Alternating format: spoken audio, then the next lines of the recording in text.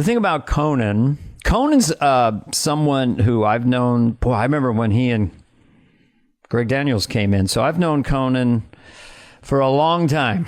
There's some heavy hitter writers on that show. Wow. Yeah. Greg Daniels from The Office and from King of the Hill. Yeah, and Conan and these guys, there's just, you meet a lot of Ivy League guys. Like you went to Arizona City College, right? Something. I went to DeVry. What was it? Barbizon School of Modeling? Yeah.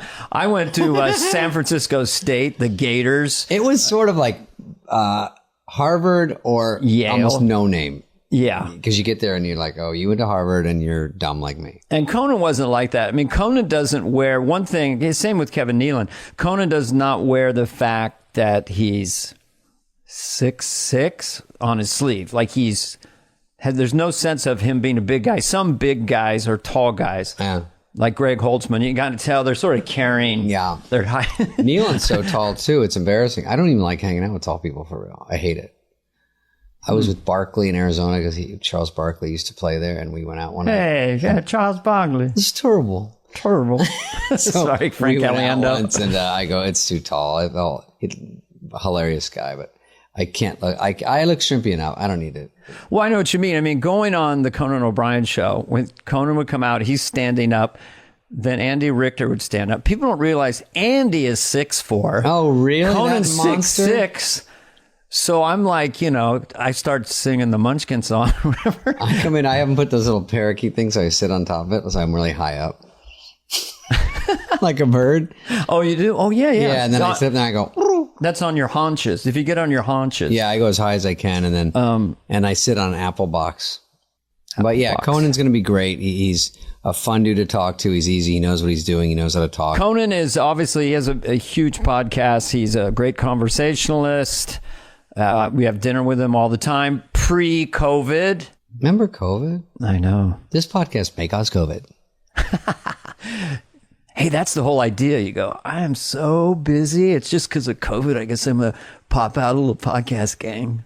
I know. You almost have to do it now. It's so sickening. You have to do it. I met a comedian about 6 months ago. I won't mention his name, but he didn't have a podcast. Oh, and I go, are you shitting me? Sad. You do not have a podcast and you're in show business?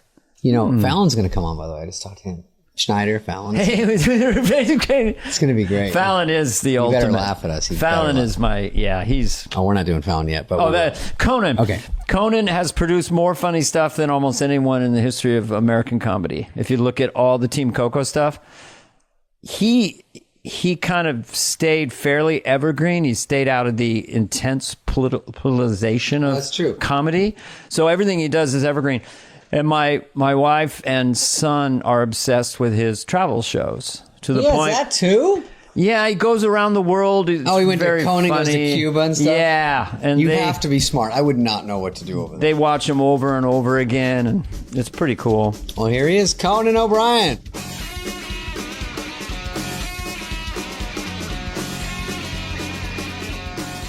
I want to welcome the two comedians, entertainers, performers that I've had dinner with the most in the last, say, 7-8 years since I relocated to L.A. Conan O'Brien and David Spade. Both. That's a high honor. Thank you. Yeah. It was a lot of it was tedious, I'll be honest. I'm going to do the backpedaling that Conan does so well. I really, really like you, but, it got a little boring. There were there were gaps in the energy. Sometimes the energy would drop, and you're very restless, David. Me? I thought you were going to say Dana. No, you get up a lot. Dana's gotten a lot better. Dana used to be very hard to talk to. Kevin Nealon used to be hard to talk to, but I've been working on both of them, and I actually, for the first time about a month ago, made eye contact with Kevin Nealon. No. And it was a huge... It just was this is something I've been working on since 1988. Big step forward. Yeah, wow. Big step forward. David, you and I don't hang as much. No, but that's okay. But I say put you guys together. I say nice things about you all the time, which is rare. Our last dinner together, I think, was Ted Sarandos. What that guy runs something. Rob, who else? Us three, and that was it, right? It was us three, and Ted Sarandos joined us. Yes. He kept pitching me shows. I'm like, Ted, I'm trying to eat. Just pass the edamame, my God. God. And Damn it! He kept Let saying, it go. Dana, whatever you want. He, at one point, held up one of those giant checks.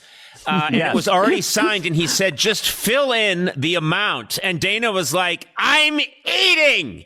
Like a publisher's clearinghouse check. It was Lovitz. I'm John Lovitz. Oh. And then we're at that dinner, and who do we run into? Right. Yes, we run into Lovitz, and I love it because Lovitz always does, no matter who he's with. My favorite thing is he was once standing with this very attractive woman, and I was talking to him, and in front of the woman, he looked at her and then looked at me and went, jealous? Jealous? Jealous? Jealous is a top 5. It's a top 5 Lovitz. But he can be standing with a hobo. He can be standing with a shoeless hobo, and he often is. And I'll be like, oh, hey, John, how are you? And he'll go, it's my friend. He's homeless. And I'll say, oh, well, that's too bad, John. I'm sorry for it. And he'll look at the friend and then look at me and go, jealous? Like, no, I'm really not jealous. No. His big move is he gets new sunglasses or has cool sunglasses, and that sets you up. Nice sunglasses. They come down. And sometimes he goes, get to know me. Get to know me. He wanted that to be his after The Liar. He was desperate for a catchphrase, and he really was. He really. And I know the catchphrase. Yeah. One of them was he really wanted to say, "So you should get to know me, and would say it's okay." Yeah. But it was, and then he had another one. Do you remember it, Dana? Goodbye, everybody. Goodbye. Yes. Goodbye, everybody. Goodbye. But that was a good one. That was a pretty good one. The whole sketch was built around the guy saying, goodbye, everybody. Goodbye. It's really a nothing sketch just to keep getting to that. Yes. And he wanted another catchphrase because I think he saw merchandise and he was thinking ahead, and he didn't care what sketch you pitched him as long as it got to, what's the catchphrase? Does it get to know me? Or goodbye, everybody, goodbye. By the way, Conan, have you been in those read-throughs where someone's jamming a catchphrase down your gullet and it's not clicking for 13 pages and everyone's dead silent? Yes. Yeah. One of my favorite, I have lots of Saturday Night Live memories. Mm-hmm. Some are the ones that people, most people think, oh my God, you were there when U2 played. You were there when, iconic rock bands playing. Neil Young, Springsteen, Neil Young. Petty. And I've told this to Neil Young. It was the best live performance I ever saw on Saturday Night Live. Keep on rocking in the free world. Keep on rocking in the free world. And I've never seen anything like it. It was, it's very hard. Lauren always used to say that TV is the worst way to experience rock music. It's just TV is the worst way to experience rock and roll. But don't tell our musical The second worst way is radio. There's all formats. The third worst way is in live in an intimate setting. No, Lauren, that's the best. And if you have a can with a string and it's to a neighbor, it's like really, really bad. Yeah, but so anyway, he said. But that was, I don't know what Neil Young did, but he transfixed everybody. It was great. Well, but Neil Young Garage Band. That's I what got pops. Ashley Simpson anyway. Oh, you were there for that. No, I think I was gone, but I couldn't think. We did have a lot of good bands. I mean, we had Nirvana, we had Pearl Jam. But people always expect that would be the memory that you would remember, that you would think of most. Right. Eric Clapton, and I would think, because when you're watching them rehearse, you can stand in 8H, which I know looks big on TV, but it's much smaller. That's even cooler. And when you're standing there at rehearsal and you're watching the greatest musicians of the 20th century perform right there, it's quite stunning. It's quite amazing. But I still think read-throughs, those are the memories that are with me the most because they contain PTSD. They're the ones the good and the bad. The good and the bad. And so if you have a sketch that's killing at read through, you're delighted. But I think they say negative impulses affect you more than positive ones. It's like gambling. Yeah. And also, exactly. And also we all know, you don't see the people that are laughing in the crowd. You notice the people that aren't laughing. And you guys have never had that, but trust me, it's no fun to have an audience member not laugh. Yeah, let me explain it to you. I'll draw it for you. Sitting there, Conan, for 45 minutes, say you're not reading anything, and you know it's coming. Some are killing, some are bombing. It's just very hard to control your energy and your emotions, because all of a sudden Lauren does, and in walks Conan, and then you got to be on.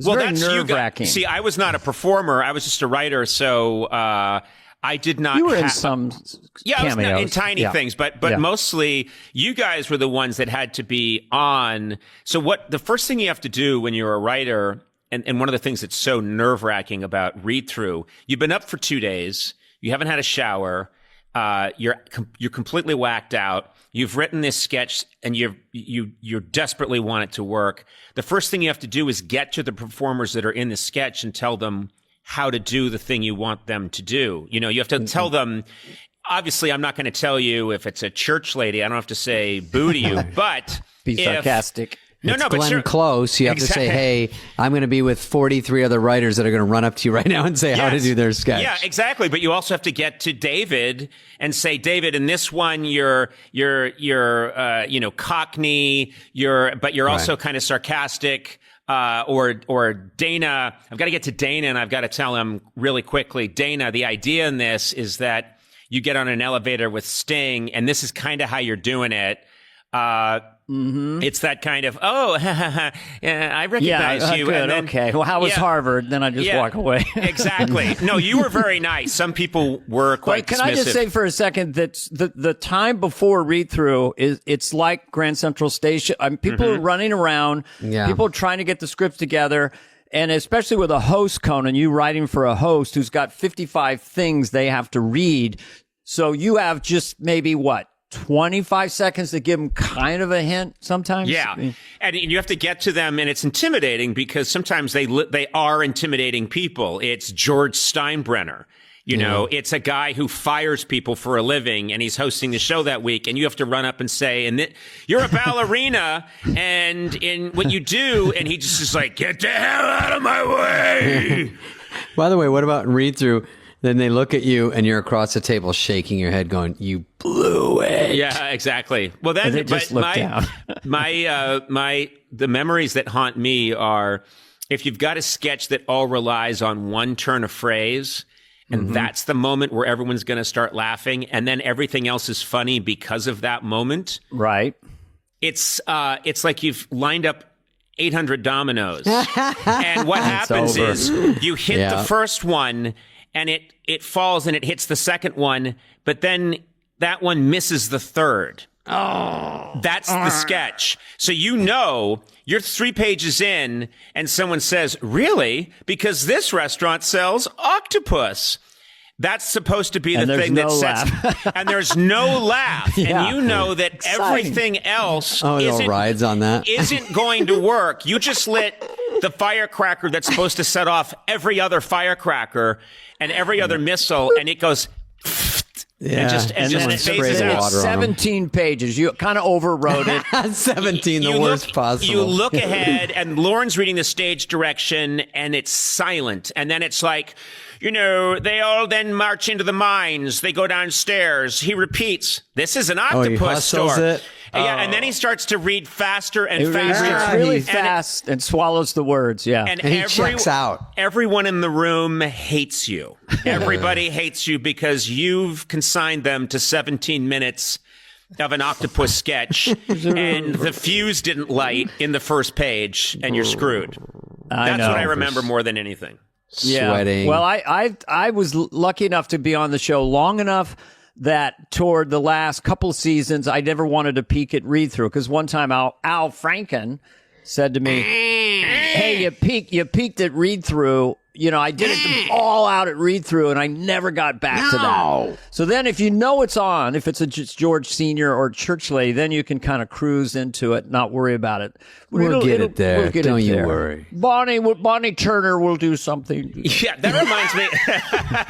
That reminds me of something David told me once that I never forgot, which is I was there for David's audition for Saturday Night Live. And I remember that night very clearly because I was sitting at a table with Lauren and we were watching different people come up. And apparently, David, you were given advice by Dennis Miller, which to me sounds like terrible advice. But Dennis, just before you went on, said, just remember, you don't want to, you don't want to too hard. You don't want to kill too hard at your audition. And I was, because it throws a red flag. Because, and I was thinking, no, kill at your audition. Of course. Kill a bit for sure. Yeah. But what does that mean? Don't kill.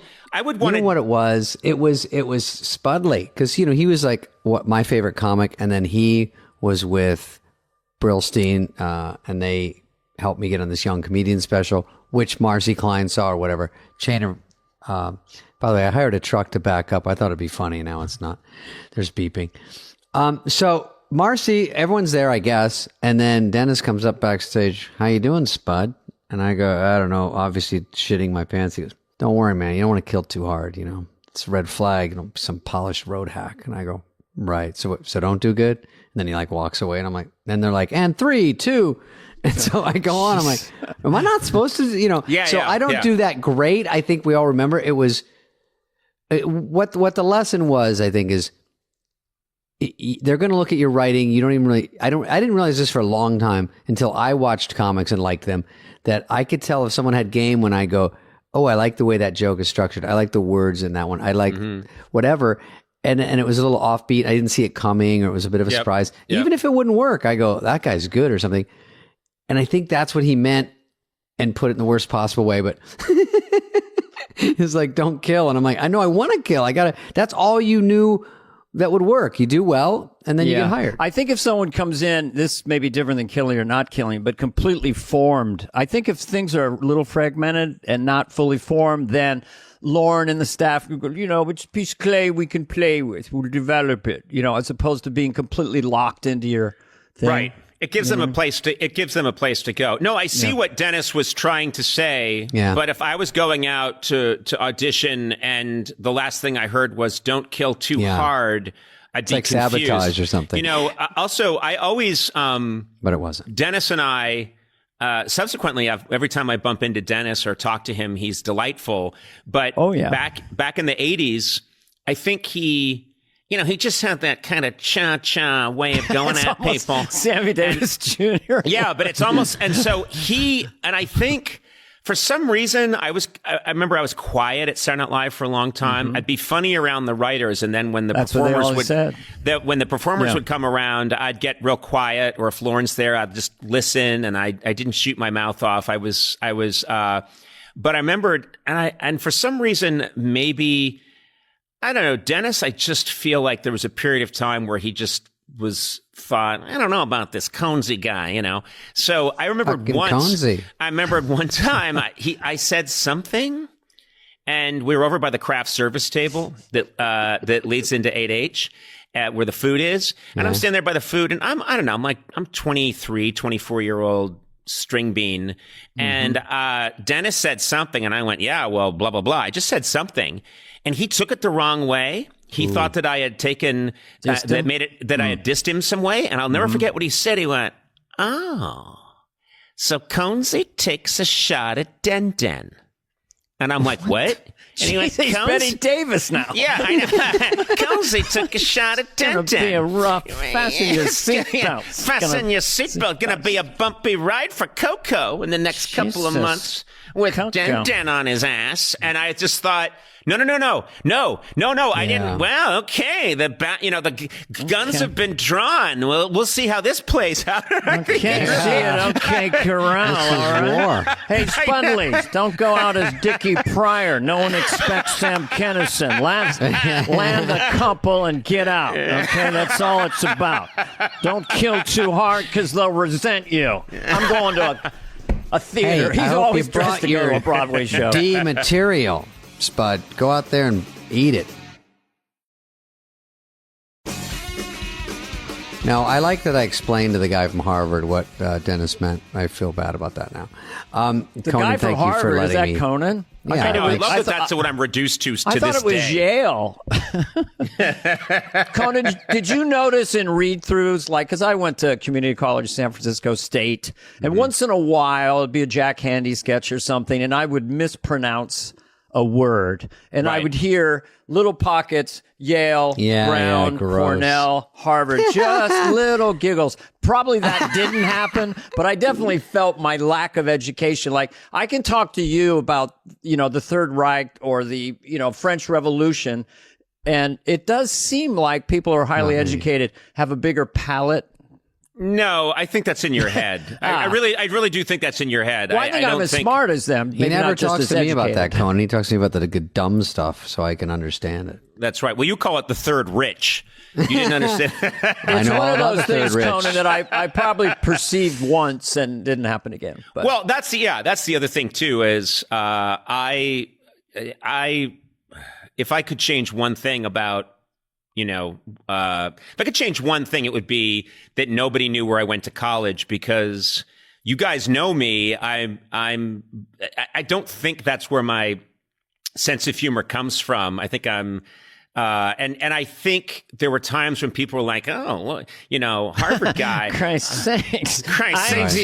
Ivy League. Yeah, Harvard guy over here. And you'd think, well, okay, it's not Hogwarts. It's not a magical place. It's a school. And I met some really smart people there. I also met some pretty dumb people there. Well, I think it's because you were president of the National Lampoon. Harvard Lampoon. Yeah. Harvard National Lampoon. And you were elected 2 years in a row. I saw some notes about that. So I think it wasn't just the Harvard. It was that embedded it. Yeah, I was. But I don't consider you wearing your intellect on your sleeve at all. No, I try to. I do my best to hide it. It's something. What about that sweatshirt that said "I'm the best of the best"? Was that a gift? I thought that was ironic.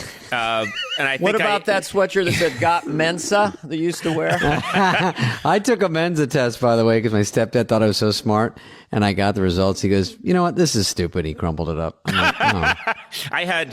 I think the mistake I made is when I showed up at Saturday Night Live, I was wearing the mortarboard on your head that you wear at graduation, and I walked around with a tassel and a diploma. What the fuck's a mortarboard?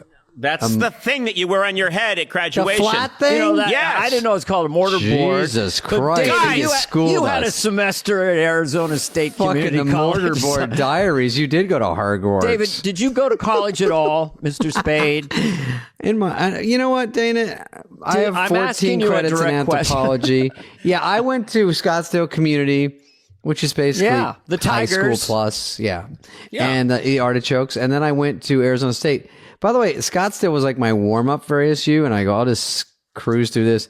And then I was like, wait, this is hard. Now I got to go to a fucking ASU after this? This is supposed to be the layup. And then I got to ASU, and I was in a fraternity. And I have to say, and all the fraternity guys get mad at me, but I just don't think fraternities are a good idea in general. It was, they're evil. It was 90% hazing and pouring paprika on my head and spray painting my butt. Also, David, you're a fragile flower. Fragile. I think of them Dandelion. Making you do a keg stand and drink 6 quarts of vodka, and I think you would die immediately. I think you would die the second they had you do anything. I can't believe they you would survived use that. you as a prop to beat up the captain of the football team. I know that Dana and Conan know I'm a fragile dandelion, and then I go, well, at least it's within my tight friend group. And then I realize, like, I come off the world like some fucking hard-ass athlete.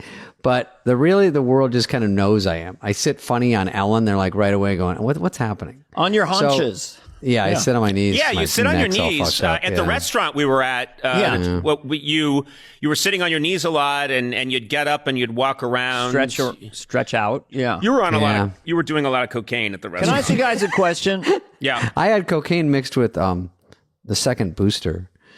I did not do well with cocaine. I did it once. Dana, that's too bad. Then what I happened? Burst into tears like a half hour later. Then I did it the second time, drove to the comedy club and said, "What? They all hate me. Everyone hates me." And I drove back home. That was so I only did it twice. Druggie. Yeah, I look at both of you, and I'm going to include myself in this. I'm going to look at all three of us because I never did it, and I always just knew I am not the personality type that needs to be artificially revved up. Yeah, that you need to calm down. I saw a doctor. I mean, you guys saw me at SNL, and I was always grinding my hands together, practically starting a fire with my knuckles. And the Conan show, you would, or late night, you would ride a bicycle like to this. get your and I would grind my hands together and grind my teeth and shatter them because I was so uptight. And the last thing in the world, no one's ever said, you know what you need, man? You need some cocaine. No one's ever said that to me. And Conan, just to for sure interrupt you. Sorry, we're new at this, but when I was in community college, this comedian gave me a few bumps. I'm using street lingo right now. Cocaine line. Yeah. He bumped me up a little bit, a little sniffy jiffy, a little power flower, and so I'd do it, and then I liked it. I never did it before stage, but I liked it, and then I thought he did it was cool, and I was a little bit of a Count Gacula there for a while, and then then I slowed down in college. But when I got to SNL, the only time I should be doing it because I had to stay up all night, I never did it once, and I thought, I always regret that. No, I'm kidding. But I always thought, wouldn't that be the time to be like, because I'd be like, yawn. I would I'd make myself get up at 9:30 just because I thought it was so weird to stay up all night every night. I wasn't used to it. And I'm like, this is so weird to be in New York. And I wanted some semblance of anything normal. And it was very hard to go in and I don't think people at home know. They always hear you write, Tuesday night, all night. But you're allowed to go in at noon and write. It just, no one really does it. No, and I would write. That is a completely messed up thing. And I've interviewed, current cast members, and I'll say, do you really still, that thing where you come in on Tuesday and everyone stays up until Wednesday night, you don't still do that, do you? And they'll say, yeah, it's kind of still there. And there are all these rumors that it started in the 70s, and obviously it hasn't changed at all. And people were doing cocaine. Now, the group that I came in with, Greg Daniels and Bob Odenkirk and Robert Smigel, we were all getting our cholesterol checked. We weren't guys that were, hey, how do we score something? No, we weren't partying either. None of us were, and clearly. There are famous cast members that did, but for the most part, it was I remember going into Tom Davis's office once, and at 1:00 in the afternoon, and he had a bottle. A hilarious guy and wonderfully sweet guy. Yeah. But he had a bottle of red wine on his desk, and he was drinking red wine at 1:00 in the afternoon. And I remember being scandalized. And red wine is nothing. And I was like, what? It was like Mad Men, if you know the reference. Just let's have a little Tom Collins or whatever. Yeah, exactly. But I don't. 10 a.m. We were not those people, but we still stayed up for whatever it was, 35 hours in a row, because that was ingrained. It had been institutionalized in 75. That meant you care. That means you're working hard. Schneider loved it. Schneider would stay up and he'd wear his boxers, and I'd go, that's enough. But let me ask you a question, Conan. Or would you have a story there, David? Sorry. No, just that we would write, and I would go home because I wanted to. And Conan, I don't think people know also, when you're writing on a legal pad, you can't. The girls were like Mad Men. They were typing up 4 girls in a room. Remember Claire and everyone? They'd type up and a sketch. And I didn't know how to write sketch format, so I'd write it out with, this guy says this, and do it as close as I could, and put a little stage direction. And then I'd go home, and then I'd finish it or something, and I'd have to drive a cab back to hand it in. Then I cab back home to sleep 2 hours, then come back. It was such a weird process, but I couldn't email stuff in. That would have been fucking great. And then they would do it for me, and sometimes they would do it a little wrong, because you want to go over it one more time, but you have to drive in to go over it again before it went in the packet for read-through. And sometimes a little teensy mistake like that would, like you said, screw everything up. Let me ask Conan a question. I just want, because you were there as a writer. To me, as a cast member going through, I remember on Tuesday early evening, the writers are hanging out in the writer's room. A lot of food's being ordered. and a lot of talk about sports, anything but the task at hand. Anything but. Anything You're right. but. And Anything then but, there's this hours and hours of just subconscious work, I guess, and pressure. Because sometimes I would leave as a baby at 3 a.m. and you guys would still be there leaning back in your chairs, picking on some, tacos or whatever. And then I find out later they got done. But I mean, what did you think about that 6 hours Tuesday evening that was those are the dark times. I would get very, very like I got nothing's happening. I got nothing, and I shouldn't be doing this for a living, and I'm seriously. I would have some kind of, I would say at least on any second. Not every week, every Tuesday night that I was writing, but I'd say at least 50% of them I'd have a profound mental collapse, because what happens is you hear people, everyone else has a good idea, and you hear Franken laughing, and you hear big gales of laughter coming from other rooms, and I remember very much, sometimes thinking, this isn't what I'm supposed to do. I don't know what I'm supposed to do. And then you snap out of it. But a lot of waiting for the commissary to open so you could get breakfast, and it would open at like 7 o'clock in the morning. And that's when you could go and get, a bagel with some bacon on it and drink a cup of coffee. It was really, But Conan, do you ever say, like, I mean, in your head, like I used to think, I don't think of it then, but what are the chances you're going to think of a bit every week, a sketch that everyone will talk about? It's just such an impossibility. Sometimes I would jump on with someone that had a good idea and they needed help, and I'll write it with you just to get my name on something because I wanted to feel useful there, not get fired. But I would blank out. I'd also hear Smigel and Sandler cracking up in the office next to mine. It was connected to mine. I'd be like, fuck, I'm so jealous. They're killing it. Sandler was a guy who most people, when they show up, are somewhat nervous. And I remember, David, you like walking office to office and saying, "Hey guys, what are you guys working on?" And I remembered very well Chris Rock, because he showed up when I was there, and when he was very quiet.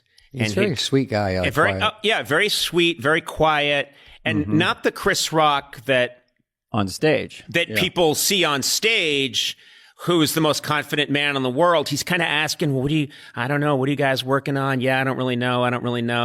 And that was the energy people had. Sandler, the second he showed up, was just so happy and enthusiastic about everything. And he'd be like, "Oh, let's get milkshakes.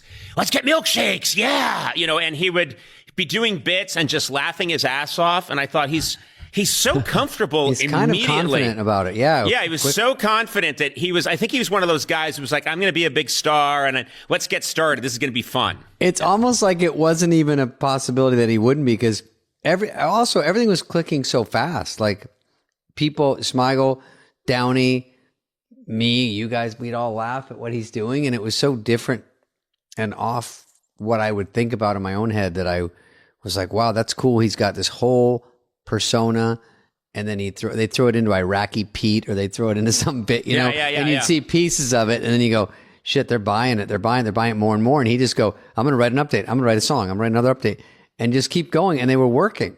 But he did have a period where there was, I think he was inevitable and really confident, but he did have a period where he was, not sure if I remember it correctly, but I think at one point Lorne will kind of feel someone out. Dana, Adam, what do you think that's going to do? Because when Adam first came out with it didn't always kill.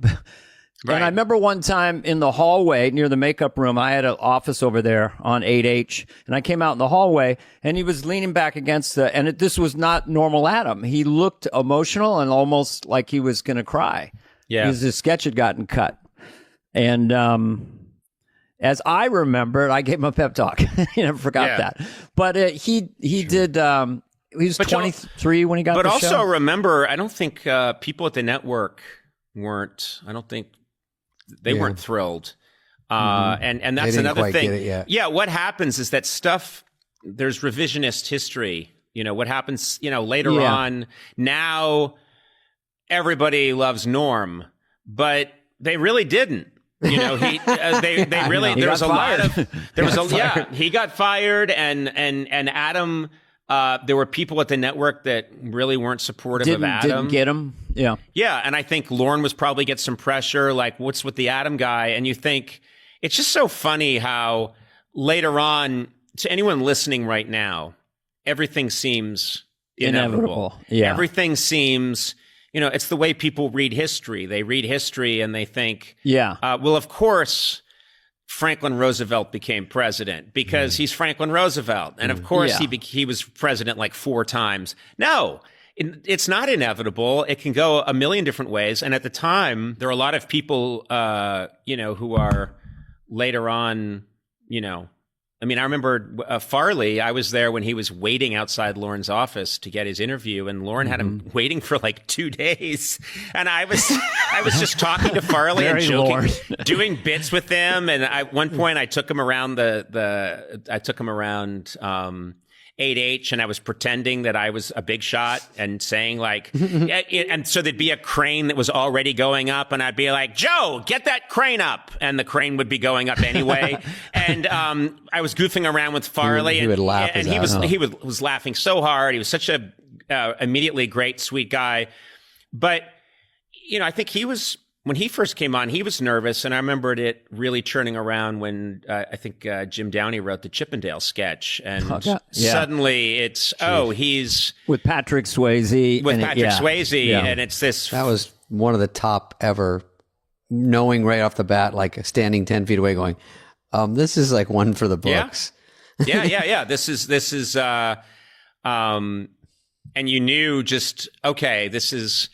I want to be on the floor when that thing happens because that's going to be a tsunami. To be a big guy like Chris was at that point, and he was so athletic and so physical, and to see a guy his weight move like that, and so it just blew the roof off. Back to Misunderstanding Sandler for a second. I remember Sandy Warnick, his manager at the time, and he said, he's such a good-looking kid. I don't know why he does all that goofy stuff. So you're right. He did have the girls right away. But what's interesting about Adam? Adam said this to me once. They liked him. Yes. One of the things that fascinated me. He pulled me aside. He said, "Conan, I do you wee." That means so I like you. Let's get lunch. It's so funny because he lives right up the street, and he comes by my house, and he'll shout outside the house, "Coney, Coney!" And he's got the best yell voice too. But I guess one of the things that he said this to me, and it really fascinated me. I asked him like who his idol was at the time, and I thought it was going to be a comedy person. And he looked at me and he said, James Caan. And I was like, James Caan? Like James Caan, the Sonny and Godfather. Yeah. And then I saw it, which is Adam has that, he can channel that. He has that, and from his dramatic roles, he can kill it. He can lock eyes with somebody. He can sell it. He has that energy. He has a tough guy energy too. He has a tough guy energy, and definitely. He's doing all this stuff that I can kind of see what Sandy Warnick's talking about, which is he probably thought, here's this good looking kid with real acting chops. Mm-hmm. And why is he dressed like a baby going, and it's,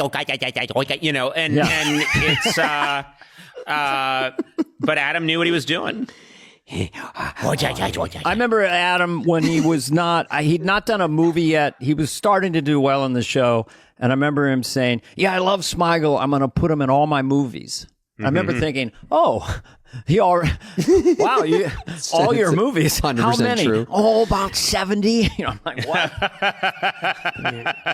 But Conan, you were saying when you see him in the hallway standing there, we've all been there where you go, you're newer and everything hasn't clicked for him yet. And he's probably in his head going, what am I doing? Am I any good? Is this shit too weird? What, everybody, am I as good as these guys? Everybody has that.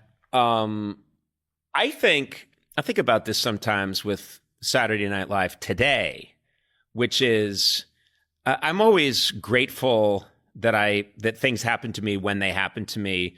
When you think about it, our staff, especially when I first showed up, the staff we were working with was really small. By today's standards, it was when I first showed up. There's like, and I've seen group pictures of the staff, and it's Dana, Phil, Kevin, Jan, Nora, like seven Victoria. of us or something. There's like seven of you, and John Lovitz, and you think it really does look like the cast of Gilligan's Island, and that was the entire cast. And I think in a way, everybody was in almost everything because they had to be. Yeah, you were constantly in the show. And now I am always, hearing about, okay, there's, Cecily Strong, Bowen Yang. So you'd be like, great, I got it. But then you realize there's 35 other people. And that with that many staff, I think it would be hard. I think must be more challenging for the writers. And can you imagine being on that staff now and thinking, how do I get on the air? And also they have guest stars now. We would do that once in a blue moon, but Dan Aykroyd came in and did Bob Dole. And that was like a big thing. I would have been livid as a cast member. Just think, Conan, when we were there, we were sort of overlapping with Dana and Dennis and Lovitz and when we all came in. And it was pretty full then. And also Franken was available, there's a lot of people that do stuff. And it's hard to, I don't even know what the fuck. Well, no, it's hard. It's harder. It's hard to pop. And it's like, I think if you're playing on a basketball game and there's 35 benches and 12 players on each bench, your chances of getting in the game are I would think be much tougher. And you can't beat down the innate fear and terror and uncomfortableness of doing that show unless you get on air. It's very hard to get, because how do you try not to try? And it took me 80 shows, I think, to get out of my head. Right, and I think that's why. And clearly they keep finding really great, talented people. But I would think it would be so much harder if you haven't found your foothold right away, if you haven't found your niche right away. I would imagine it being, I would feel for a cast member now, because I think, man, that's a challenge to pop. You have to have a clear niche. Like if we have I was sort of sarcastic, Chris was this, Adam was doing this. So at least you have that. Then you sort of go, oh, I'm not just a one-trick pony. Anyway, long story short, I am. But at the time, I wasn't. So was Johnny Carson. I was like, I can do other stuff. And then they go, okay, what? And I go, I don't know. But maybe for the writers, it might be easier because you have more people to cast. But it's also hard in a new world to say, can Dana play a girl? No, you can't do that. Or if you're Asian, if you're Korean, are you allowed to play Japanese? Like there's a new world where things are offensive. And on a show like SNL, are you still allowed to be goofy and do impressions? And they must have one more. There's stuff I was involved in that could never be on today. I don't even want to mention it, but it was the sketch. At one point, we had Candace Bergen on, and she kind of talked about how it was, maybe a little not politically correct. But do you guys think that, like Saturday Night Live today, it's easy to get into grumpy old man-itis, like, oh, we did it this way? Because I remember running into Sid Caesar in an airport, and I could tell he was sort of bitter that it's not, SNL's not that good. We did it better. Is art always just built for its time? I mean, my father just hated the Beatles and then loved them later. It's just kind of an interesting idea of like, is art always Andy Warhol in 1962 or whatever? Is Saturday Night Live is exactly where it's supposed to be culturally, or do you have any issues with it? I made a promise to myself a long time ago. Judging that I made a promise that there are things I'm going to get and things I'm not going to get, but that be happy. I'm very happy that I got to do what I got to do at the time that I got to do it. Mm-hmm. And I make a real effort. There are some things I don't understand, or there'll be something that people really love that doesn't click with me. But I think for the most part, if something's getting a lot of likes, if something's getting a lot of traction online, and I look it up and it's something from a recent Saturday Night Live, I'll look it up and it's Chris Redd doing Kanye, and I'll be like, oh, that's really funny. That is, if something's getting traction, it's usually for a reason. And yes, there's a lot that can be different about the show now, but I do very much try and remind myself that it's not worse or better. It's just different. It's just completely different Steve time. Higgins told me that, I don't know if he just said that Lorne wrote the Constitution. This is his words. And then it sort of evolves. It's a living document in a sense. Mm-hmm. And so today, it is what it is. But you're right. I think funny is still funny. You know, it's so funny though. And now the thing now that I totally was not happening when I was there was this business of writers dating movie stars and where were marrying you? them. And I just think about, wouldn't that be really funny if I can picture me and Greg Daniels and Robert Smigel in 1989 if Candy Bergen. if I was walking around and it's amazing. I had Madonna on my arm and I was like, guys, please let me in the restaurant. Where, and people were like, Conan, this way, Madonna, and it's just like, it's so funny. And I'm picturing, she's bragging about a cold opening you wrote. Yeah, exactly. And nerdy me and nerdy Greg Daniels, and he's got Melanie Griffith on his arm, and he's like, please, move aside. I remember, I think it was for the movie Sex, Lies, and Videotape. I think Andie MacDowell was on the show. Ooh. And she's, I heard this one. She's so gorgeous. And it was my birthday. And I didn't even know how she knew, but I was back in my office grinding away. And all of a sudden the door opened and she walked in with a grinding cake away. She walked in with a cake with candles on it and sang happy birthday and gave me a hug. And my soul left my body and never came back. I'm soulless. I've never had a soul in my body since that moment. We didn't do drugs. We didn't have women. We just were there all night. And also, that's my racy story, is that Andie MacDowell very sweetly blew out the birthday candles on my cake, and wasn't that a nice memory? I wasn't sleeping with anyone famous. I wasn't being hounded by the paparazzi. So that's a way that Saturday Night Live has changed, where, the third assistant director on the show is going out, with, Megan Thee Stallion. But we had our work in front of us, Megan and then we Stallion, were behind the facade. But it seems to me that fame is talent now. You can be critical or judgmental. This person's advocating fame or procuring fame, but it's its own talent and it's its own power. I don't know. But that would make. I mean, I don't want to judge it. It just seems like it's. I think you just did. Doodle-doo. Yeah. About the new changes, they can miss a lot of shows. Like Conan, you weren't allowed to miss shows. No one's allowed to miss anything. Yeah. This is a grumpy old man thing for sure. But I was jealous that I found out, people would take huge chunks of time off if they felt like it. They could shoot a movie or something. Well, that was one of the things that's kind of mind-boggling now is the show starts in October of 75, and immediately Chevy Chase becomes the biggest star in America. And a year later, he says, well, it's either continue doing Saturday Night Live or make a movie. I guess I got to go make this movie, so goodbye Saturday Night Live. And you think, no, that's not what now it's a different world. Now it's go make your movie and then come back. You can do both. And do commercials. It's incredible. Exactly. So I think there was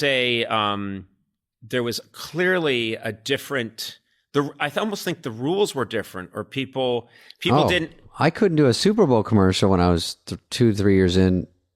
They just said no. I didn't even know they could, but that was part of my deal. Were you offered one, or you asked to do a Super Bowl commercial, and all the I had some good companies ideas for said no? I had a good idea. Your agent called It'd be around. funny if I was in one. You kept.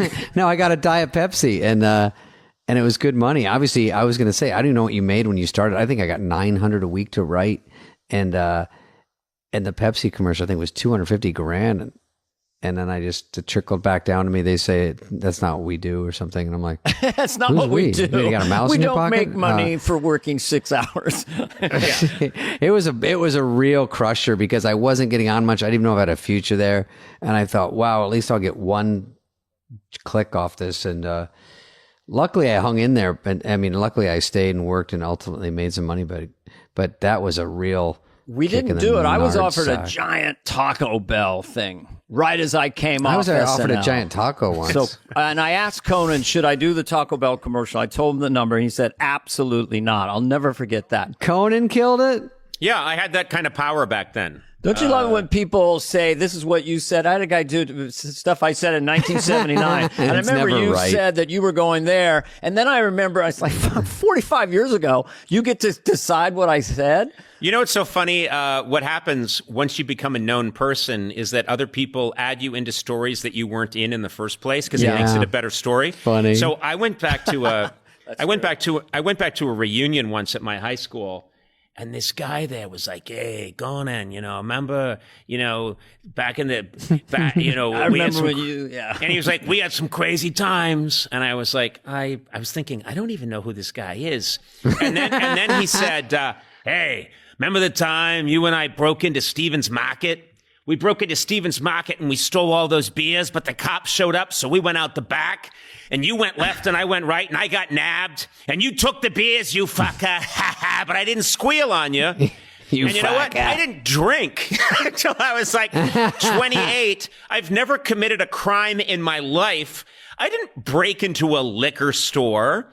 That story's on heavy rotation, but the thing too. is, what happens after a while is you get tired saying no.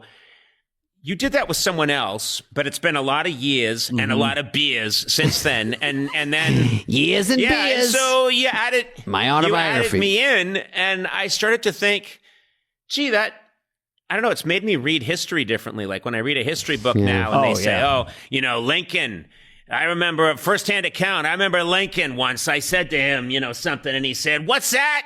And he knocked me right on my ass. And then I stood up and I knocked him on his ass. And he said, "You're a better man than I." And I think, I don't think any of that happened. I think you just added Abraham Lincoln to your story. I was at a restaurant early 1980s. I saw the guy doing that to Jimmy Stewart, and I could tell that Jimmy Stewart was getting really impatient. And remember that time, in high school, we did this, call it same old thing. And Stewart stood up and said, I don't understand a fucking word you're saying.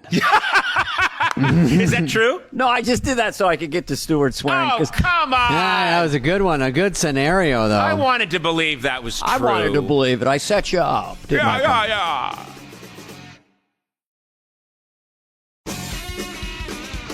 By the way, Conan was nice to me when I got Conan there. nice? Conan, I have to make sure I tell everybody. No, Conan, I'm sure you can be a prick. I don't see it. Conan's a but sensitive maybe. person. I was there, and Conan said, as a hazing, this was right before Conan dyed his hair red. He said, "Go out and get me some hair dye." And you, Sandler, and Schneider. And by the way, Conan, did you ever? This is a weird question. Does Jack Handy ever collaborate with the other writers? Or he always wrote it by I himself. think he maybe collaborated somewhat, but Jack Handy was stunning because he could go off. Talk about nice very guys. What a nice genius guy. But and a nice also, guy. I always envied him because he didn't need anybody else, and Nothing. he would go in his room, nicest guy, and then you'd a hear laboratory. like typing. And then he'd come out and Ching. he'd say, "Well, good night, everybody," and we'd say, "All right, sucker, we're going to be here for another 9 hours." And See it, and the next morning, his sketch is the funniest thing. His sketches killed, I would say, 95% of the time. And it was an unreal slugging percentage. I would be baffled because I'm already just a newer writer, learning how to write sketches, trying not to read through.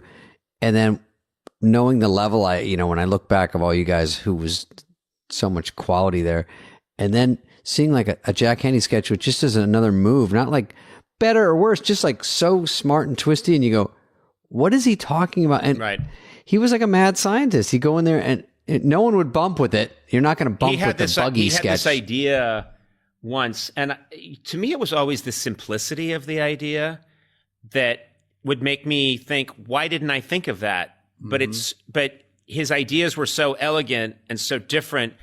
I actually got to be in this sketch. I'm there in the background, and you can, if you blink, you'll miss me. But it's James Bond's, James Bond always makes his way to the doctor, Dr. Knows. James, it's a lair.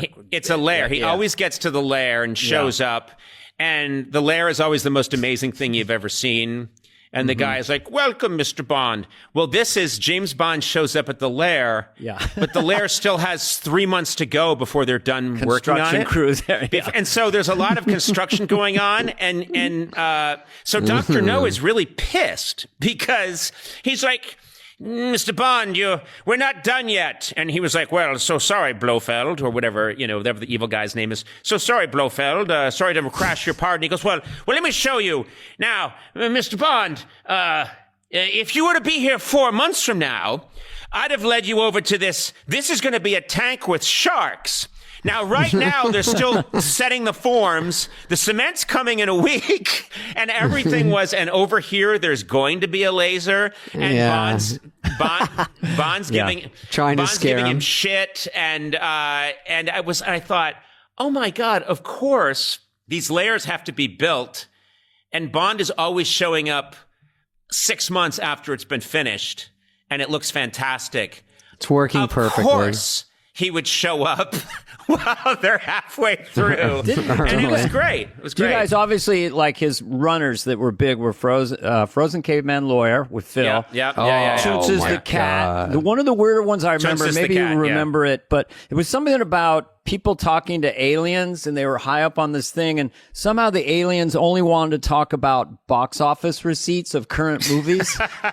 And it went on and on. The one that I had with Christopher Walken that I believe it was Jack Handy wrote, is we're landing on Earth, and every time the landing gear would come down, it would like kill a farmer or something. So we would come out and we'd be like, we come in peace, and they'd be like, killers. And then Walken would always go, let's get out of here. And then we'd go back and then we would land again. It would kill a farmer. We'd come out. Yeah, let's get out of here. Couldn't catch and a then break. Suddenly Chris and I are in this little tight wooden structure like a spacecraft. His face is an inch from my face, just crying with laughter from let's get out of here. Let's get out of here. Now. Okay. That's all I got. My question would be, and you guys could answer this better than I could, which is why I'm asking you, which hosts, when you were there, really made an impression on you, either positively or negatively? Because it's such a strange thing that someone's introduced to your life, they show up on Monday night, and by the time you get to the show party on Saturday, you've been through this intense experience with them, and then they get spit out. And with hosts like, with a host like an Alec Baldwin or a Tom Hanks or a Christopher Walken, they're coming back in a year, but so often you never see that person again. You know what I mean? Yeah, Steve Guttenberg, I remember he had a good show, but I don't think he ever came back. I do think that the athletes, Michael Jordan, Wayne Gretzky, were big, and the older movie stars, for me, this is back in first season, I think. It was a Jack Handy sketch. Robert Mitchum and I were in a sketch together, and neither of us knew what the sketch was about. We were beekeepers or something. So and Charlton Heston. I mean, those were the more surreal ones. Well, also, to me, and this was true when I was doing the late night show, anytime I got to interact with someone who had been on TV or the movies when I was a kid, that blew my mind. So if, totally, I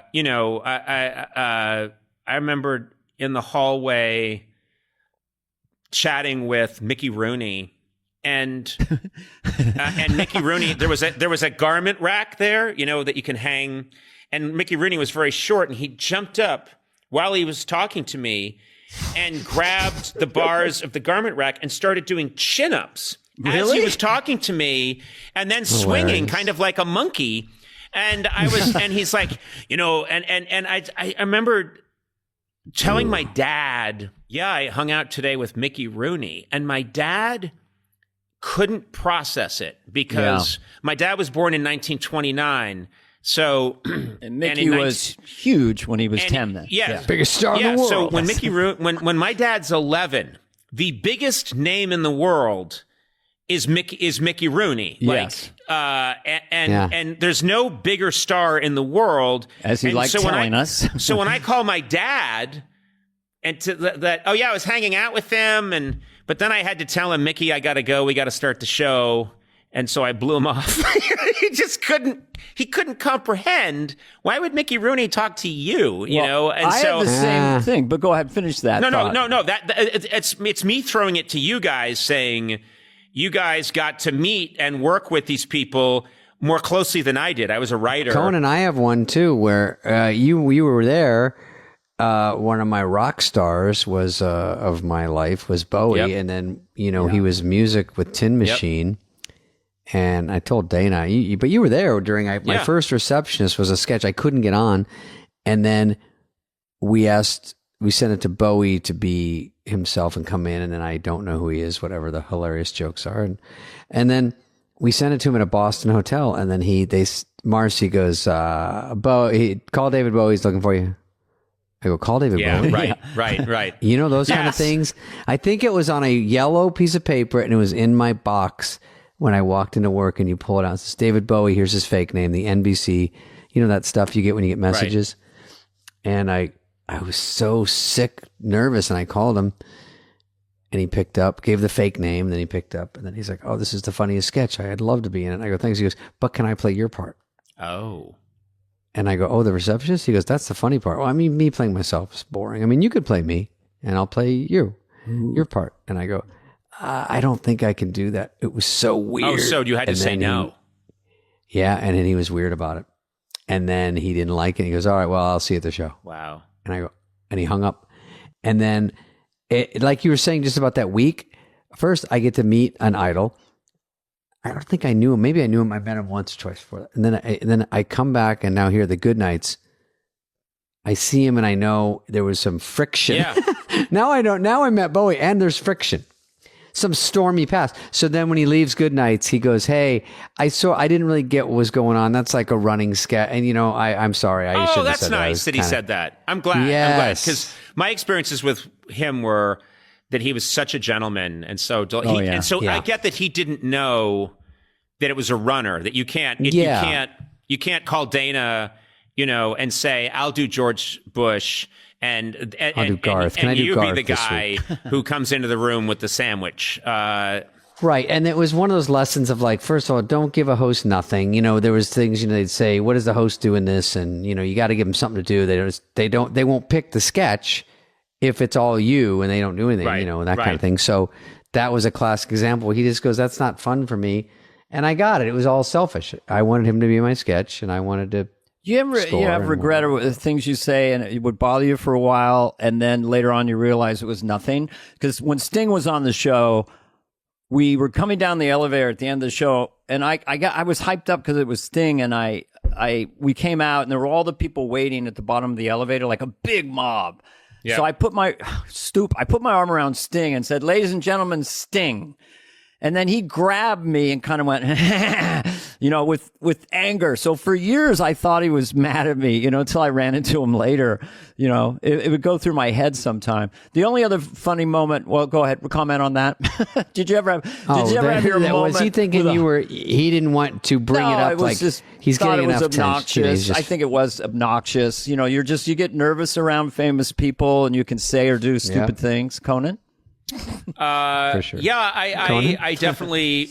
But the thing is, that's in your head, and you're talking about it all these years later, and Sting forgot about it seconds after it happened. And I've had, after all those years of doing the late night shows, regret. I've had people come up to me and say, "Hey, I owe you an apology," and then they'll apologize, and I they'll say, you know, I wasn't really prepared, or I had a little too much to drink before I came on, and I know it was like, and they'll say like, I know you were really mad, and I know you're so mad about that. I don't have any memory of it, and I don't think. No, I'm not mad at you, and I don't even know what you're talking about. Yeah, I've had that. So, and then they're really relieved. They're like, oh my God, but then also probably possibly insulted. Like they carried it around in pain for decades, and you're like, never happened. The story meant nothing to you. All that suffering. Well, we've had therapy now, so we know that we're wounded clowns in some level. Sure. Conan's not. I'm not Conan, buying that. I chose that moment to look out the window. Yeah, you really did. I'm looking at Sandler's home right now. Beautiful. Hey, beep, beep.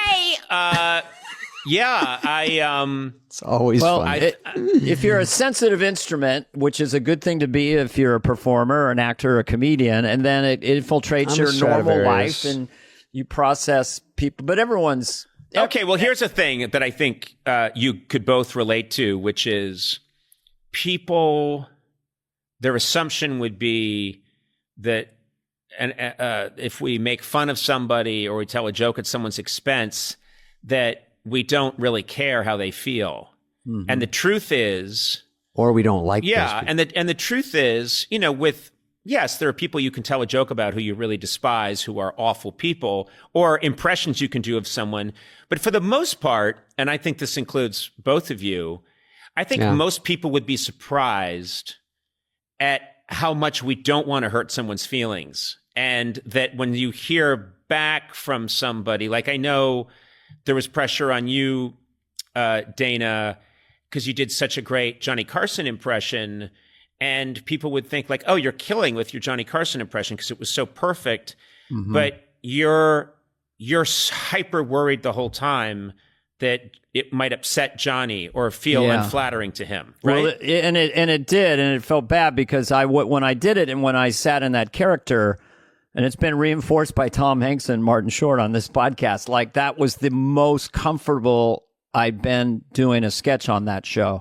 I didn't care if it got laughs. I was so comfortable being the charming Johnny. So the gentleman joins us for what you folks are home or watching a television. Right.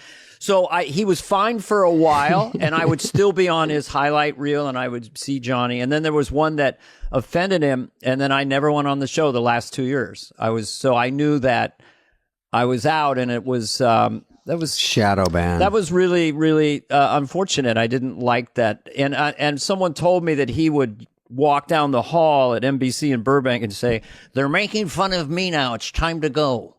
Just yell it out. So, well, also felt bad about that.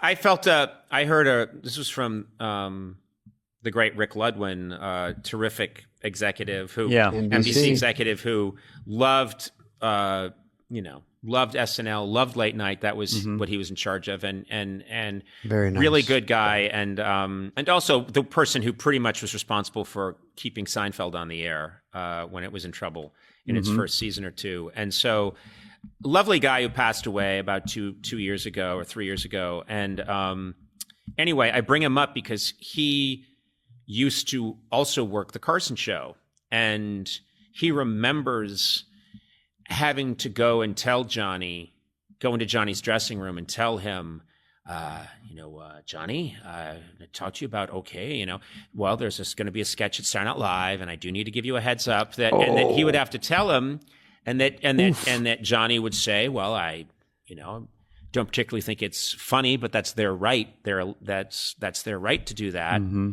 And then he.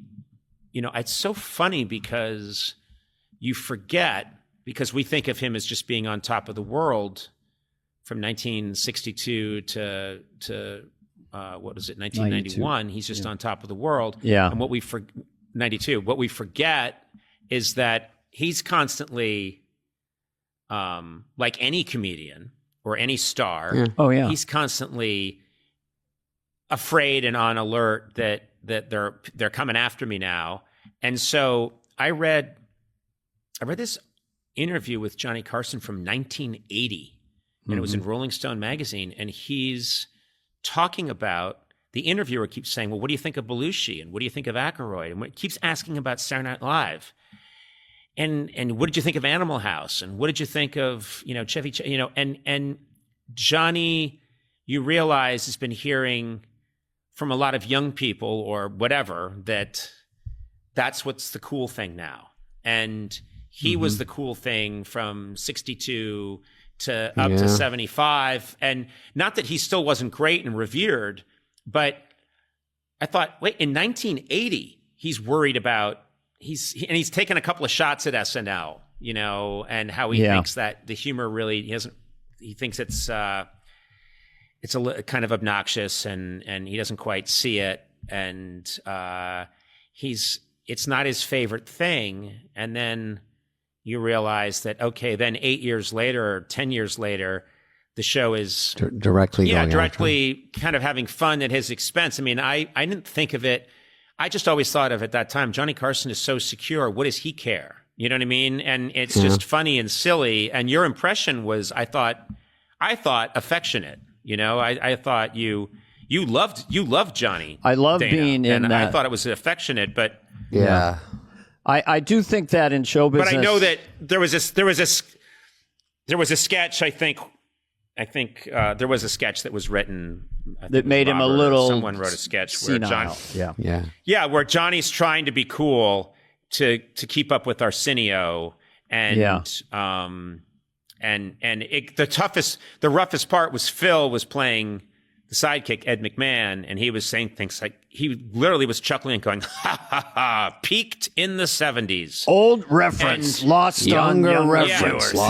Old reference, lost on younger viewers. Old reference, lost on younger viewers. And you think, wow, if I was, if there was a hot new sketch show now and there was a guy playing Conan and I'm just completely out of it and I'm not up on what's happening now, and I'm, and I'm old because I've been on TV too long. It would hurt my. I wouldn't even come in the next day. It would really hurt my feelings and probably be deserved on some level. So it's you can't have it both ways. But I'm interested in this idea that every performer becomes a caricature of themselves, and you can look at someone sometime and just think, is that person, or is that a celebrity impressionist doing that person? And it happens to everyone, and you have to keep a sense of humor about it. Well, you're so self-deprecating. You're always ahead of the. Well, no, but I think that it's one of the things the three of us have a pretty good vantage point on, which is we've been at all the different stages. And then what I always wanted to be at the stage I'm at now is be gracious about and kind of intrigued and curious about the young people coming up, because I'm 5 seconds away from someone ripping me a new asshole for being too old. So just try and be gracious about all of it. Well, I remember Sammy Davis Jr. on television out of the blue going, I'm not going to be competitive with Michael Jackson anymore. And he was like almost 60. Oh, Sammy Davis. Yeah. But I had a good time with Conan. Thank you, Conan. You've been a really great guest. Guys, I love talking to you. I look forward to us getting a meal. Yes. That would be really nice. That would be fun. Yeah. We don't need Sarandos this time. We don't need a Netflix guy. Oh, he was fine, but he was just padding. Yeah, we move on now. We move on. It's just the three of us next time. That's it. No, we had a blast, but we could do with us, and we'll fight to see who pays. It won't be me. Okay, thanks, Conan. Okay, I do love you guys, and thank you for having me on. It's nice to have. Let's have dinner. Appreciate it, bud. Goodbye. Check in next week where our guest will be Tom Hanks. Fly on the Wall has been a presentation of Cadence 13. Please listen, then rate, review, and follow all episodes. Executive produced by Dana Carvey and David Spade, Chris Corcoran of Cadence 13, and Charlie Finan of Brillstein Entertainment. Production and engineering led by Greg Holtzman, Richard Cook, Serena Regan, and Chris Basil of Cadence 13.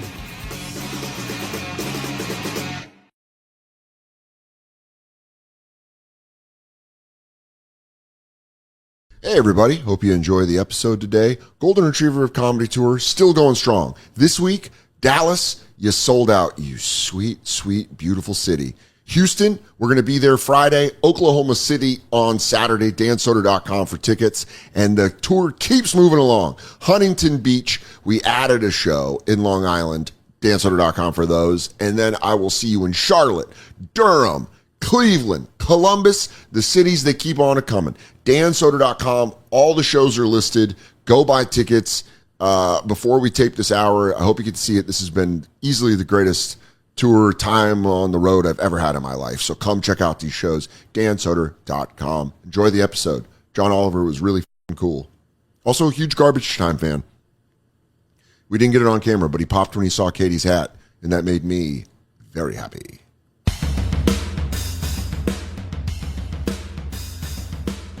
My dog has this favorite treat that's like a brain game for her, where we just start recording too. It's my father-in-law bought her this. It's like a ball that you put a treat in, and then they figure out how to lick the treat. Right. It's great for dogs.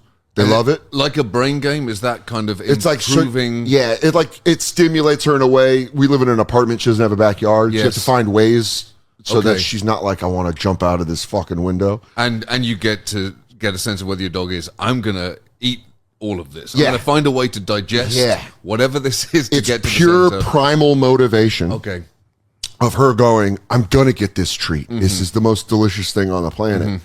So we loved it. My father-in-law bought it, and we're like, Mike, this is great. You know, you refill it. Problem is, it sounds like a truck stop blowjob. So when you're in the room with her, all you hear is like, and I was very excited you're coming on the podcast, and I was doing a little, all right, what do I do with Myrtle during the podcast? I don't want her bothering people. And I go, I'll give her a treat. And then we're going to get you, and I just hear her like, and I'm like, I can't have that as the background noise of me and John Oliver talking. Because when you're that specific about a reference, that is not something you can ever forget. You can't forget that. And that'll stay with you. I'm talking about a working truck stop. I'm talking about a lot lizard. Before they automated the trucking industry. I'm talking at its peak. Can you please deep dive into what's going to happen to lot lizards when AI, when automated It's going to be a problem. There's going to be a period of adjustment. I need you doing 35 on lot lizards. Like in any industry, there will be a period of transition, and you need to take care of the baseline workers. They're not expendable. That's the thing. Yeah, these women can't drink oil. That's going to kill them.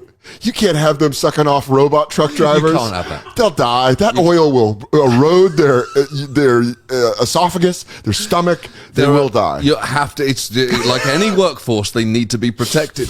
This is why unions exist. This is hello, unions. I'm tired of saying it. Where are you, unions? You protect the hookers. They've always protected the hookers. The barnacle on the ship of unions. That's right. Are our sex workers. Don't tell me that the oldest profession in the world cannot survive automated trucking, because I don't think that's going to be true. Could you imagine if sex workers actually unionized and became like as strong as the Teamsters? They've tried. Like there have been moves towards it. Yeah. I wonder if OnlyFans put the money in a place where they go, we really have to unionize this. I would maybe. Because that's what unionizes anything. When a lot of money comes into it. Like with stand-ups, right? Like when they tried it in LA. And they tried it here too. It didn't work. It didn't work at all. Because here's what they didn't, just like sex workers. Mm-hmm. Yes. There's always a comic willing to take less. That's the problem. You are dealing with two groups with a lot in common. The Venn diagram of sex workers and comedians. Both think that the other group is not an ideal way to earn a living. Both are right and wrong in equal measure. Nothing will hurt your confidence more than just a streetwalker in Indianapolis going, what are you doing? That's 50 every year? I heard that set was rough last night. Hey. We're both standing outside a Steak and Shake, but only one of us is going in for a Frisco melt. Yeah, it is. That's, I would say, my problem with the stand-up of the last 15 years, were how many people overinflated its importance. Oh, how do you mean? Like people going like, no, the world needs stand-up comedians. Oh my God. That is, sure, that's an overinflation well past bursting point. That's what I mean. Where it's like, no, they don't. It's never been a need stand-up. Most of the time, we were just there as a way before we got executed. Yes, that's right. You don't see cave paintings and a guy standing at the side saying, "What is up with those mammoths?" He's like, fire, bad, and other cavemen are going, "This is hack." I've seen the fire bad. We all know that. You've just got the confidence to say it to people. Oh yeah, the sky god chose you. Sure. The industry, yawn. The saber tooth. When you last week tonight. I've known, I got to do your stand-up show, which was great. Yeah. Which was, thank you for that. Of course. I think New York City, there's a generation of New York City stand-up comedians that genuinely, in fact, you know who I was on the phone with today? Nate Bargatze. And he said, John Oliver got it before a lot of people. How so? About his stand-up. People weren't booking him to do stand-up. Oh, sure, yeah. And you put Nate on. Yeah. And I think that was like, that's what I mean. There's a whole generation of us where I think Comedy Central might have not really warmed to the idea of us doing a lot of sets. Well, sure, and it was a push at that quote. No, it was not always an easy sell. Yeah, with Comedy Central. I remember in that first season, I think they had some pushback to Maria Bamford being on. I think, what if we're going to argue about this? We're about to have some really rough arguments because there is no discussion to be had here. But what I liked about it is a lot of the times, and it's so different now because there is no industry, and or the stand-up industry has fallen to like people doing YouTube and making their own, right? Where there really isn't that person that goes. There isn't the Caesar's thumb. Yes. There isn't the right. Yes, they can be on TV. No, they can't be on TV. What you did and what I loved about the show and being a part of the show was it was unrestrictive in a way that late nights weren't. But yeah, for sure. That was what was always great about the Edinburgh Festival in the same way, because all the international festivals, there is a Caesar's thumb involved. Like you get invited to Montreal. I think that barely functions as a festival in the true sense of that word, right? Sure. Melbourne, much closer to like that festival atmosphere, but still curated internationally on a large scale. There is still a person saying yes or no. Edinburgh, it is an open door policy, and you'll get all the good and all the bad that comes with that, and the bad makes everything better. Now, I got to do my first Fringe in 2019. And the advice I got from every comedian was go watch shows. Yeah. Because there are going to be sure. times where you feel so insecure and horrible. And then there are going to be times where you're like, I don't think we're in the same field. Where you just watch it and you go, what did I sit through? Yeah. But it was something that I had been underexposed to UK comedy. And what I saw there really opened my eyes to like, it's kind of the way that New York used to shit on LA all the time. When I moved here, we're like, LA, they suck. They don't write jokes. And then Colin Quinn was like, they perform their asses off. Yeah. And you don't appreciate it. Huh. And then you see it and you go, oh, they're way better performers than we are. Right. And they should be. They're where TV and films are made. Sure. It makes sense. That's right. We're in a tight room writing jokes. Yes. In New York City. And I think that the extreme on the other side of that is what was happening in the UK, certainly there, where there is almost no polish to a fault. There's some almost jagged like pieces of wood passing themselves off as shelves there. It was one time Katie and I were at a concert in Brooklyn, and we were looking for a restaurant, and we went to this place that looked like a very nice restaurant. And we said, hi, can we see your food menu? And the guy gave us a menu and went, I want to let you know all our food is fish in cans. And we were like, why would we eat here? Why? You're just going to hand us a fucking king of the sea and then I got to drain it? Like, what is this? Just push a grade C rating across the table. It's crazy. They go, if it's sick, it's really your fault. You opened a bad can. But I had a feeling like that when I went to the UK and I was like, oh, you guys are just putting raw materials on stage. Now, some of those people, you're like, that might be one of the most talented people I've ever seen in my life. People that can hold a room. Yes, and also it becomes like a part of like a biological clock that you do Edinburgh each year. So the idea is you make an hour, ditch it, make an hour again. If you're not better in 5 years, this was not the field for you. Well, there are also people that you see it, and then there's parts of me like where you're like, I wish you would have had 3 years with that hour. Yeah, oh, for sure. Because you're like blown away, but you leave going like, I left coming back knowing a whole lot more people of being like, oh, I think my relationship with stand-up was fundamentally changed by seeing all those shows. Definitely, and I think it becomes so. There's different ways to treat it, and there's different ways it's being treated. Either as a launching pad, it can function for a very few people for that, but it will definitely get your learning curve steeper. And there's nothing you want more when you're starting with comedy than that. You just want to get better faster. Yes, and it's a speed run on you running an hour. Michelle Wolf, though, because her and Michael Che were the two people I was closest to that had done it, and she was like, when you come back, you're going to feel like a superhero. Yeah, and I came back, and the first set I did, I was like, oh. I was like, oh, my God. Yeah. Because UK audiences listen. There's a weird thing that they do that fucks you up as an American. Whereas in Americans, you're fighting, when you come up in the clubs here, you're fighting chicken wings, drink specials, buckets of beer. Yes. You guys don't fight buckets of beer. Yes. But your audiences are going, see it out. I remember reading about, what do you call it? The check spot. Oh, that's how I came up here. God. That's how I made my bones in New York. Yeah, that really does put you in your place as a performer, saying, let's clear these checks before you finish. So if you can allow for the transaction taking place, that is the bedrock of what we're getting here. A full transaction. A full transaction. You're bringing American Express in, a Visa, MasterCard, they're getting involved. You might be splitting a check at a table. Dude, I can't tell you, John, how many times I watched people split like 3 buckets of beer, and it was me just bombing in front of Patrice O'Neill when he's waiting to go up. This is the thing, though, isn't it? Like you say, like this goes back to you saying people putting stand-up on a pedestal, like, this is the most important profession. Really? No. Really? I'm not sure other key professions are dealing with a check spot. No one is going, hey, as we plan our invasion of Venezuela, I want you all to look at your cable bills. I've got all your cable bills. I don't think we didn't have a bucket of this. Yeah. And then what's funny is now, even with the check spots, now comedy clubs are doing a thing where they're going, put your phone in a bag. So now we're watching the American public education system fail in real time when people have forgotten long division. Oh, sure. Because they don't have their phones and they're going, 40 divided by 4. And you go, divided by 4. Come on, we're standing at it. Oh, it's just a decimal point over.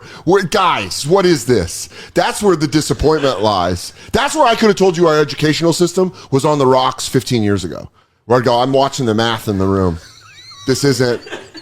There you go. That's the stand-up functioning as the canaries in the coal mine, or the observers of the canaries. Yeah. Hey, this thing, if you can't slide the decimal point, we're in trouble as a society. We are the lunatic that runs into the saloon. When that solar flare knocks out electronics, the purge is not going to take a business day. But I will tell you how much we can split it by. I'll show you the old school division ways of doing that. I mean, I think... Oh, the weather's getting warm. Somewhere between, it's getting not short sleeve shirt, but it's getting like, this is nice. It's getting nice. Well, guess what? You want the food to match that. Winter, you want some thick soups. You want some heavy meals. And then it gets light out and you're like, dude, I forgot. I'm almost going to be in a bathing suit here. Maybe I should clean it up. Maybe go no refined sugars, no artificial sweeteners. You need quality functional ingredients. That's why you get Factor meals. Always fresh, never frozen, ready in about 2 minutes. There's no prep, no stress. You can actually stick to your goals.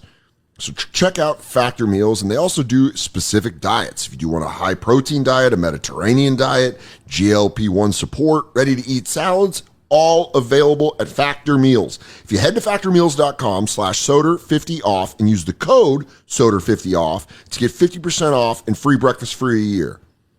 Offer only valid for new Factor customers with code and qualifying auto-renewing subscription purchase. So make healthier eating easy with Factor. Guys, I'm not going to lie. I don't know how to buy clothes. I don't think I've ever known how to buy clothes. I see people wear clothes and I go, I think that would be cool. And then I put it on and I go, what the hell was I thinking? I just want to feel confident in the way that I look in my style without the work. So I know you've been scrolling those websites looking for something simple, nice pair of jeans, but you know what? You get Stitch Fix. Stitch Fix is a way to get the clothes that you want. You get a fix box with clothes that actually fit and make sense for your life. If you're dressing for the work week, for weekends, whatever you want, it saves you time, you look great, and feel confident in what you're wearing. So get started today at stitchfix.com/Soder to get $20 off your first order. That's stitchfix.com/Soder. Go get some new threads, dude. when you go from the Daily Show to last week tonight, and you start doing these in-depth pieces, did you watch the people around you like start recommending things that they want you to see? You mean like recommending stories? Or like recommending like someone like your uncle being like, hey, God, what's up with this, Bill? Take this apart. I will never forget this. I was doing stand-up somewhere, and this woman came up on a plane and said, I've got an idea for a show. That is the thing where you think, what exactly are we doing here? She went, you should really look into Child Protective Services. And like my instinct is, I don't know, man, that's real dark. She starts talking about it, like 3 minutes later going, we'll look into that. That sounds pretty good. Also, that is such a, I need to hear more, because which angle are you coming from? Because they took my kid, and they shouldn't have taken my kid, right, and you go, I don't think you want a story. How are you smoking on the plane? Yeah, she goes, I got a whole theory. I got names. I mean, that's what I think, what's great is you guys write it so well, and it's so funny. And it's so funny that's what I think is like what journalism has to do now. Well, is like find a new way, like a candy coating for that can send you in some dicey directions. Though I know I don't like it. That is not journalism area to make it entertaining. And it wasn't. The Fourth Estate was supposed to be boring, but so is policy. So we're the majority of the vast majority of the time we are aggregating the work of good journalism to then build something different, right? To try and put a whole bunch of stuff into one place and then write jokes on top of it. But in doing that, you might be interested in this. Like, we want to put the writers in a position to succeed, to where it is possible to write jokes. Yeah. And we've got better at that. Like the first few years, occasionally we were giving writers just the worst ingredients for story and saying, so write jokes. And you can see the point of saying, I can do this maybe 4 times. Then I don't know how you think there is nothing I can work with here to get to something funny. So we try and make sure that we're at least giving them material like an episode of Chopped that could that could make a joke without you're not doing Iron Chef and giving them a car motor. Yeah, and you want to make that edible. Yeah, and you want to write about the material, not have to write jokes off to the side all the time. Because then you're just like throwing flares out, saying, here's a funny thing not connected to what we're talking about at all. You can get away with that a couple of times. Otherwise, it feels like you're making 2 different shows. I think that's why a lot of us feel so crazy right now, is because we're making the clowns be the parent at the birthday party. Well, that is definitely true, because I think the inversion that's taken place over certainly the last, say, 10 years is that it used to be you would take something of substance and then you'd put sugar into it. Yes. But now what you're having to do is kind of turn that around and take something which is sugar-based and reverse engineer it to tell people why it's actually important. Yeah. Why a very dumb thing this very ridiculous human being has said is actually very important. And I think that's like, everyone does the thing. This happens every time, but they go, why isn't Jon Stewart running for office? And you go, that's not the question. You don't. The question is, why are we so broken that that's what we're looking to as the fix? Yes. How about the adults in the room start doing, policy making should be boring and not sexy. Yes. So this goes as far back as Kennedy, trying to make the president cool. I don't want the president to be cool. Yes. I want him to be boring as fuck. Absolutely. I want him to go like, here's how we're going to fix healthcare. And you go, can you just fix it? Yeah, my tolerance for the president being cool has got pretty low now. And it was like, going back and looking at it, it's like that scene in Interstellar where Matthew McConaughey is like screaming at the bookcase. That's how I feel when I see that clip of Clinton playing sax on Arsenio. I'm like, no, you're trying to make him cool. Yeah, exactly. And then he's just kidding. He's like, I'm going to get my dick sucked in the White House. And you never want, even with some of the Obama stuff, you never want to, you don't want to be part of that group. And they want to try and suck in celebrities and people from the arts and people from sports. You never want to be that close. You want to be as a personal remove. Personally, I like a remove in general, but also you just don't want to be in a position to be charmed by someone that you are eventually going to have to criticize. You're putting too much cheese in it. It's like where every American restaurant goes, we added cheese. It's like the new Applebee's thing where they go, we cut our hamburger in half and then we just let it sit in a soup of cheese. And you go, it's too much cheese. Right. That's how I've always felt about when actors try to get political. You go, you're a professional liar. Mm-hmm. You're a liar telling me which liar to pick. Right. I don't like any of that. That's too much cheese. Can I get a salad? Feels to me like you're working out a cheese bit? A cheese bit in real time. I go, catchphrase, that's too much cheese. And then I look at the camera. That's your hamburger. I wish I had a hamburger. John Oliver, if I had a hamburger, I would be saying, that's too much cheese. That's too much cheese. That's out to the crowd. Too much cheese. Good night. If you think this episode's not going to be called Too Much Cheese, you're fucked in the head, because that's too much cheese. I know, and the problem is it will haunt you, because you'll think you've moved past the too much cheese bit, but that crowd ain't going to be ready. No. You come back and you do the too much cheese. And then I get into a war with Kraft, because they don't like where the new album's going. But I got too much cheese, and I want to know where the cheese is coming from, man. What does the too much cheese guys talk about? I have absolutely no idea. It's a Pavlovian response. Ding-a-ling-a-ling. All I know is I've eaten so much cheese, I'm diabetic, and I can't have fucking... That's right. Yeah. I'm trying to put... I'm big cheese is behind my catchphrase. How's Dan? He's a prisoner of his own success. You'll see. Oh, the Cheese King? Just look at his new poster. He's huge in Wisconsin to a problematic extent. If you ever get to fly out to see his house that he bought with all the cheese money... Right. It's outside. It's in Daly City. It's a gigantic house, and he is not happy in it. No dairy. No dairy allowed in it. Don't say the word. Dairy. He'll find dairy. My question that I always love asking, especially comics that are from a different country that come here, is when it's done well, it's very refreshing. When someone comes to the United States and goes like, "What the fuck are you guys doing?" Were you worried when you came here about when you watch other comics do it poorly?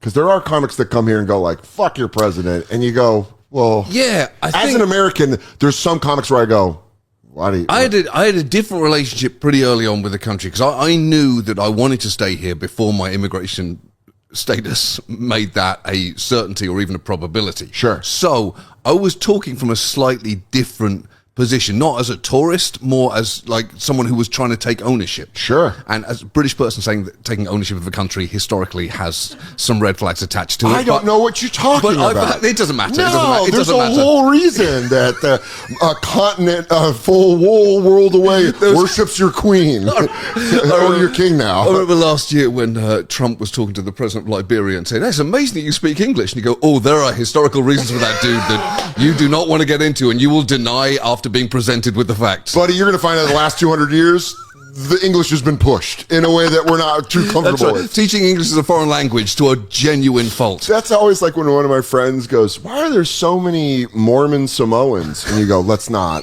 Do you want to? Because it can't be a short conversation.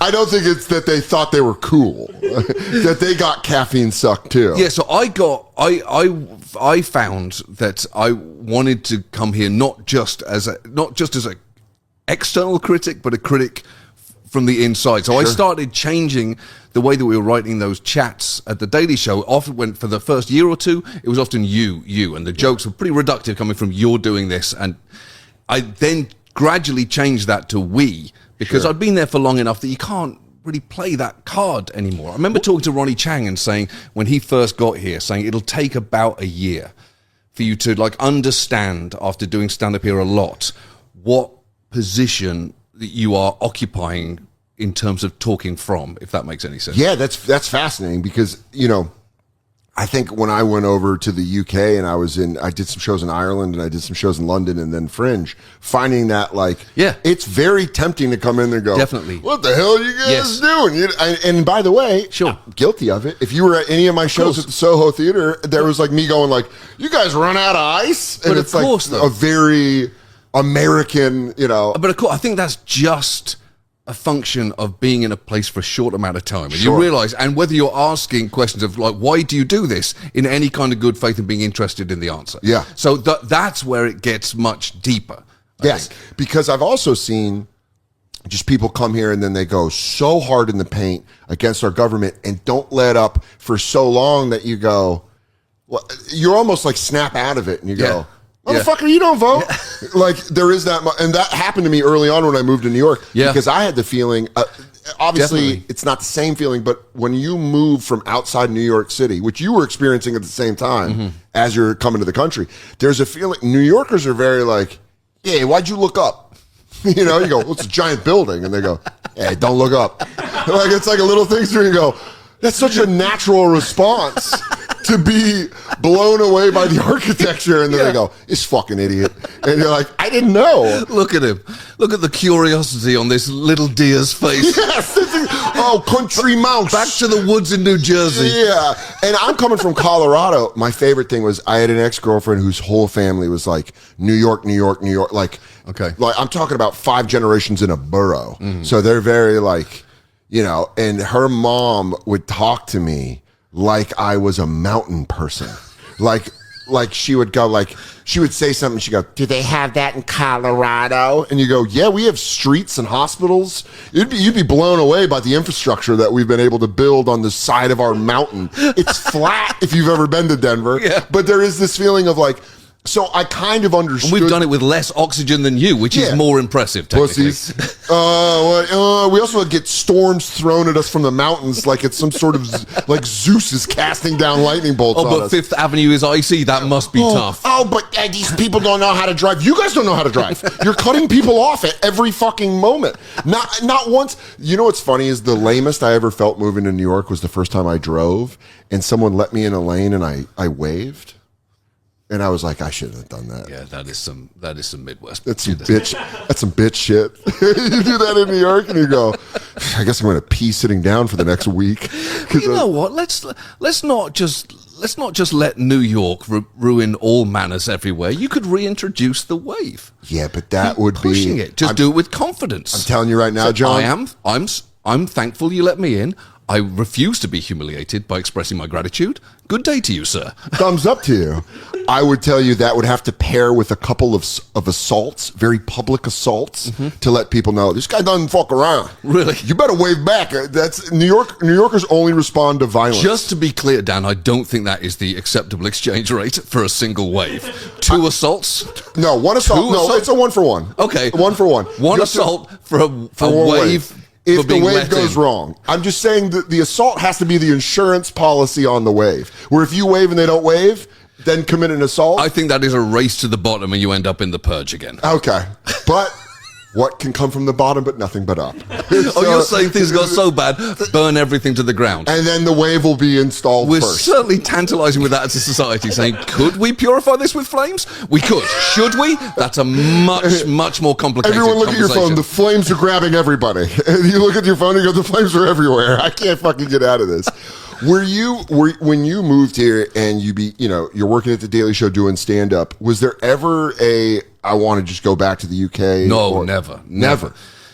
Because I wonder at what point it pulls you.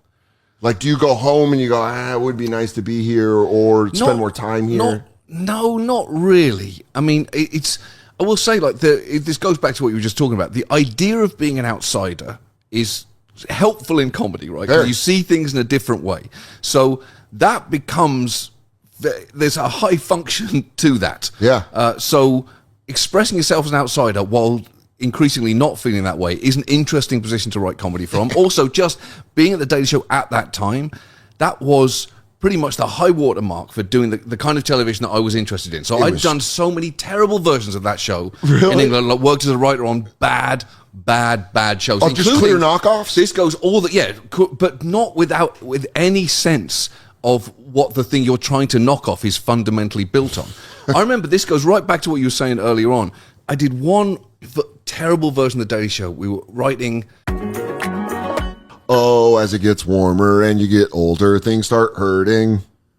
I'm just letting you know, sometimes you get pains and you go, what the hell is that? Well, guess what? You can go to ZocDoc and check with someone, and then boom, you'll know what it is. And then if it's not a problem, you're out there living your life. No, really the problem is sometimes you get worried about, like, what the hell is wrong with me? Please, someone help me.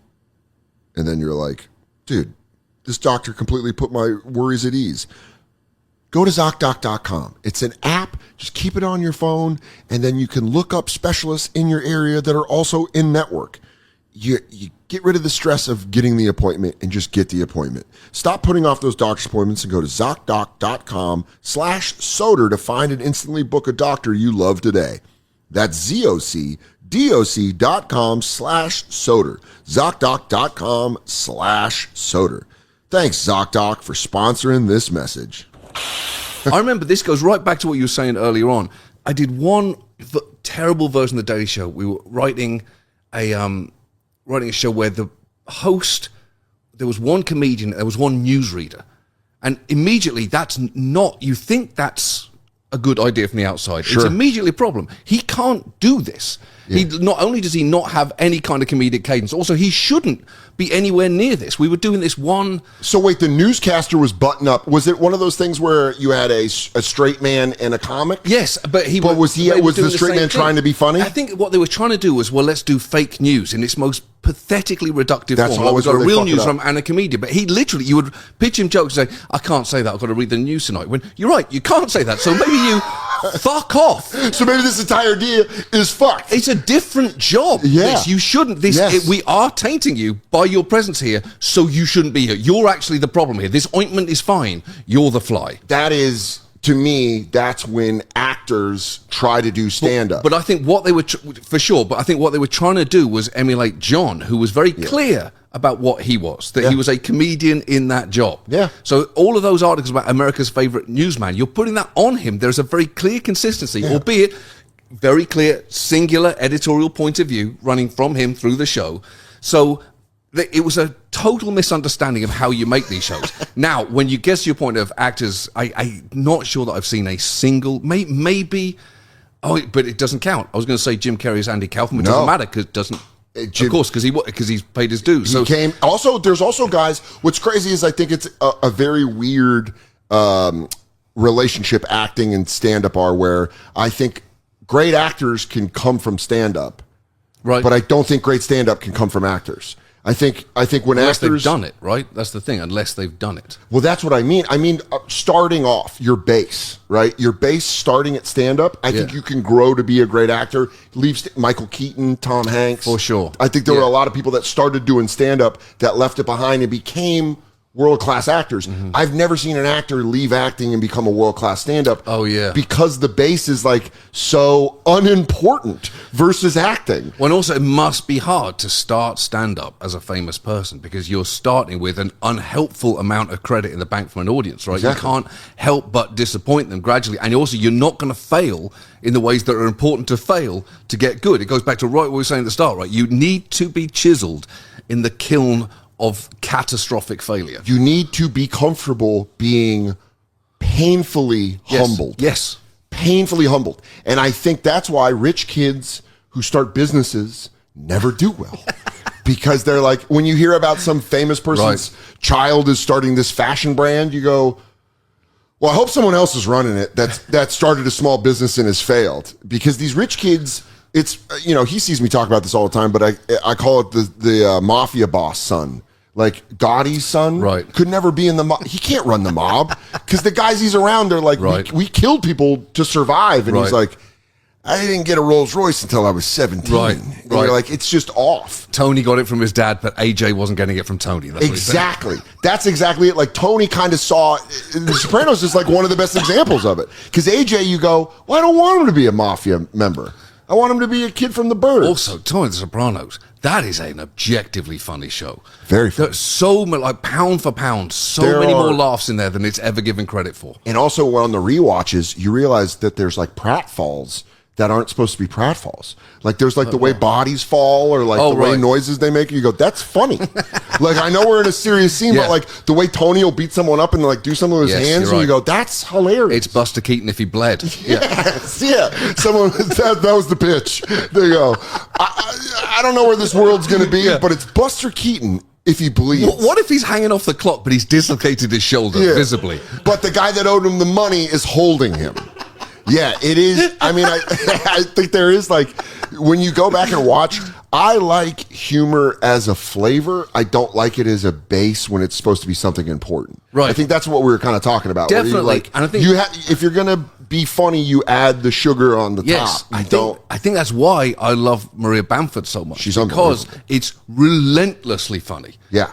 Just constantly, relentlessly funny. But it is built on top of really dark truths and interesting points of view. something that always to me in people that are just funny, it doesn't even have to be stand-up comedy, is I always liked finding people that were funny because they had to be, because it was a self-defense mechanism. Oh, yeah, totally. Be like, whether it be like depression or, Yes. you look at Maria Bamford and you go, she has to be funny to survive. Yeah. Or else her brain would have taken her down years definitely. ago. And I love watching that. And that's why, like, one of my favorite albums of all time is Unwanted Thought Syndrome, which she records at the UCB. Yeah. And she just like, it's just basically like, try to follow her. You try to follow her and you're like, I can't follow her line of thinking, but it's like she turns and does a bit, and every movement is funny. And she's one of my favorite of all time. Yes, definitely. And what's funny is to take her and go like, I want her to do QVC for real.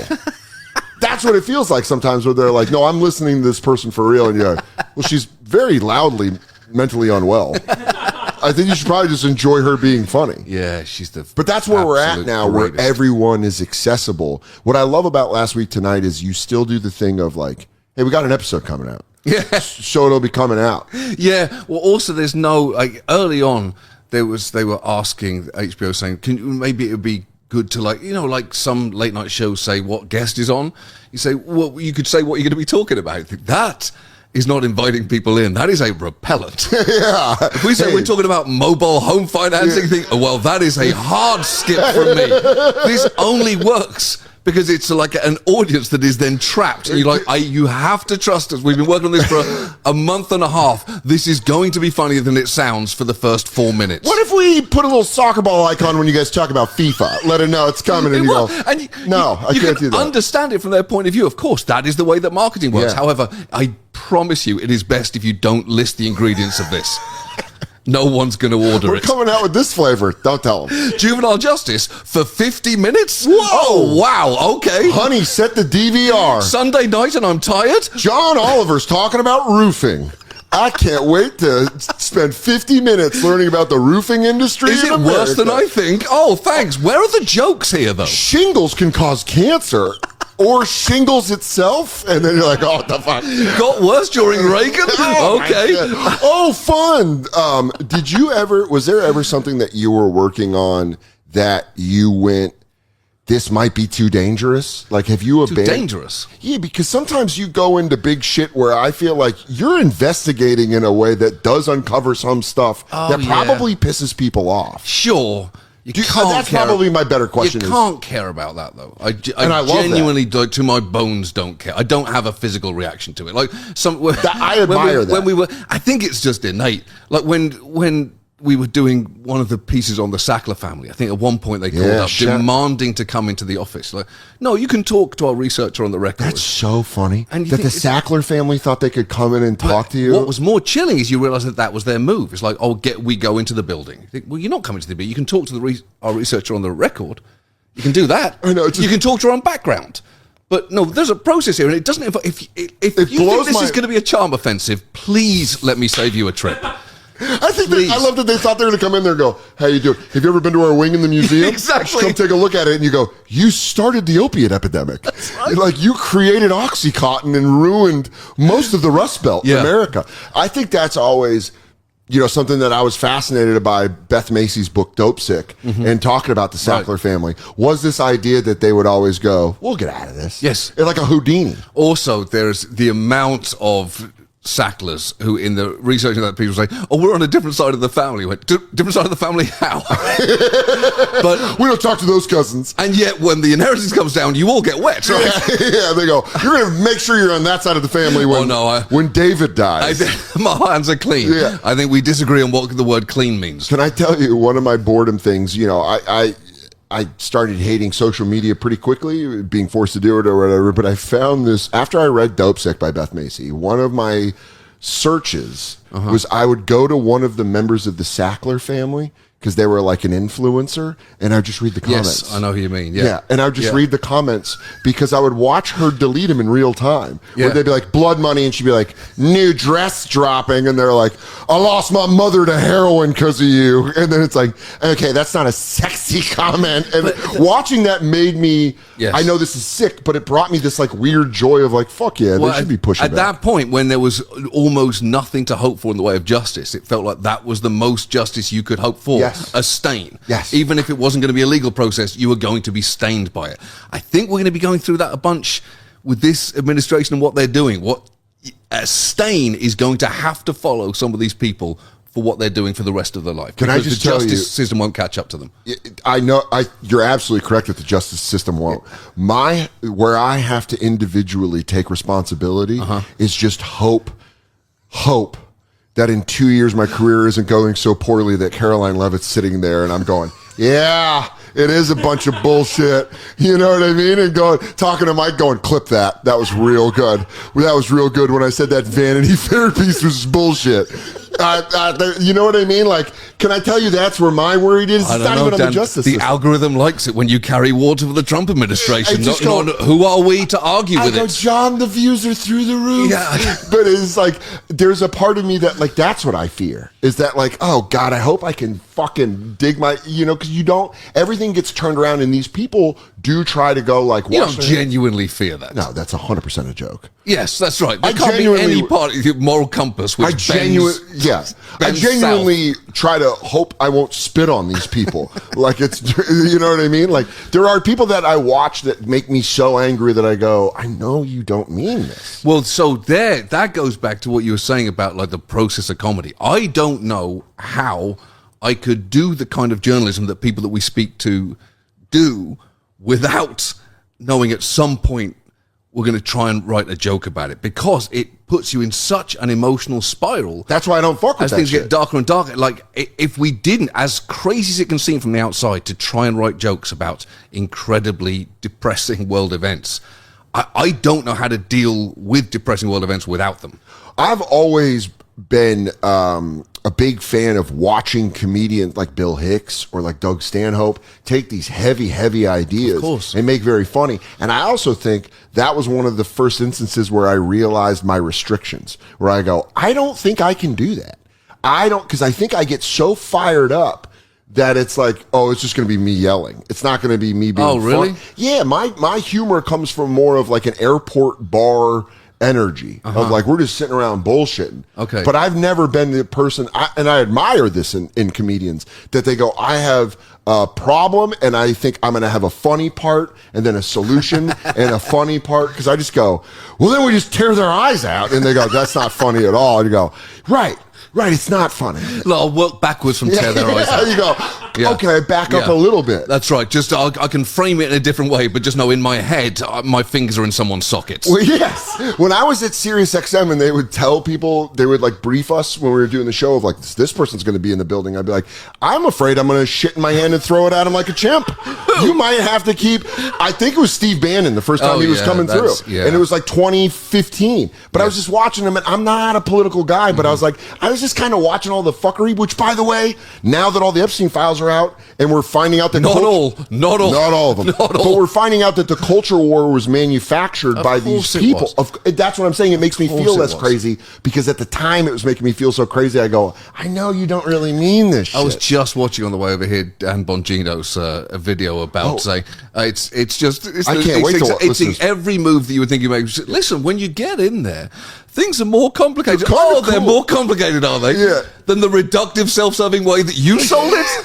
Whoa. Shit. First off, hell's hot, but it's a dry heat. And no one talks about that. It's not humid. Satan, and a lot of people don't know this, he's frozen. It's just about regular hydration. It is. And That's really what it is. They go, you have to hydrate. You just can't be outside. The whole thing's air conditioned. What are we worried about here? Demons is such a negative word. Yeah. What they are, they're spirits. We're all demons. Yeah. Guys. It's a boiling river of blood. And Alexander is drowning in it for eternity. Or just having a soak. You got to look at it differently. That's what I mean of like how good we've gotten at like ignoring part of your brain and just going like, this is fine. It's that meme with the dog with fire around it being like, this is fine. Yes. And you go, I don't think it is. Yeah, and it can be maddening on the outside. And I am glad that some people are coming to a realization. Yes. In the wake of Minneapolis, of what this administration was always capable of. It is more than a little frustrating to hear any element of surprise about something that, in this administration's defense, they were openly considering 10 years ago. Yeah. So it's absurd to, and again, I'll take people opening their eyes any way I can, but to open your eyes and say nobody saw this is a lot of people. Well, that's just funny because they go like they're running on monster trucks should be driving around in the city. I want to see monster trucks driving, and you go, I don't think that's a good idea. And 10 years later, they go, my car got crushed by Bigfoot, and you go, well, yeah, I told you, monster trucks shouldn't be driving around the city. No idea that they would do. And they go, really? I don't know. I think I'm going to defend them here. Yeah. They implied it pretty strongly. I think you were willingly not listening. What's interesting is everything is a pendulum. So it's going to swing back. Of course. It's going to swing back. And what's going to be interesting is in 10 years, if when it swings back to where the left is, you go, guys, don't forget. Because in a lot of ways, the bad shit was a quick reaction to, we're finding out it was all manufactured.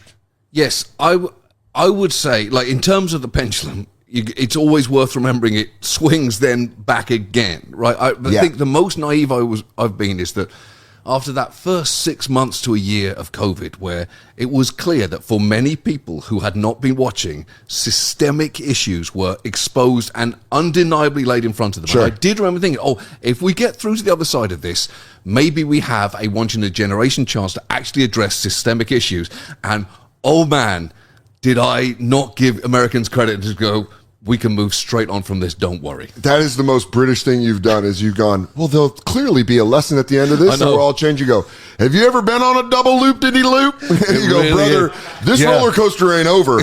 We're going backwards. And you go, how do you think you could do a loop-diddy-loop backwards? You go, brother, it's the only reason I came here. I know. That really is the feeling where you just, if you've ever been on a roller coaster that goes backwards, you're like, why are you doing this? That is the one, Shining City on a Hill gets vastly overused and was never really applicable in the way that Reagan described it. Sure. I will just say, if America is anything at its best and worst, it is the double loop. It's the double loop. Just get ready for the double loop. No one else would even think of doing it. No. You go, a loop is enough. And America goes, 2 loops, and we're doing it again. 2 loops, do it backwards. And we're not fucking around. We're not fucking around at all. And that's the cheese. I forgot what the catchphrase was. Not enough cheese. When you, as far as stand-up goes, are you still doing stand-up? I am. I used to just get to do it every, over the holidays. I would do like a run up into New Year. That became, it was a way to keep doing it. It was also immensely frustrating because I would jump up a bit at the start of that week, around clubs to try and remember how to do it. Oh, yeah. Takes a few gigs of doing it to get anything close to competent. By the end of it, I've kind of fallen back in love with it and then have to stop doing it for another year. Yeah. That was very frustrating. So now, once a month, I do the Beacon with Seth. Oh, yeah. And Brooks Wheelan was doing and Brooks as well. I love Brooks. He's the best. And so now I get to do it at least once a month. And that's probably the minimum amount I can do it and still feel like it's at my fingertips. Yeah, I love that. I just like I like seeing guys that I always like doing stand up, knowing they're still keeping their foot in it. Because nothing bums me out as when a comic I like is like, I don't do it anymore. And you go, why are you not doing it? Why you're not doing it is I genuinely feel that way. I don't understand why you wouldn't. I remember my wife, just before we got married, I was working long hours at the Daily Show. And I was doing non-stop stand-up. So it's before we had kids. It's an understandable conversation to have with her saying, why are you going out and doing 2 shows in these shitty rooms tonight? And that why has an answer, but it's one that, it's because it's where I'm happiest. Yeah. It's because it scratches an itch. It's immediate gratification. Immediate gratification.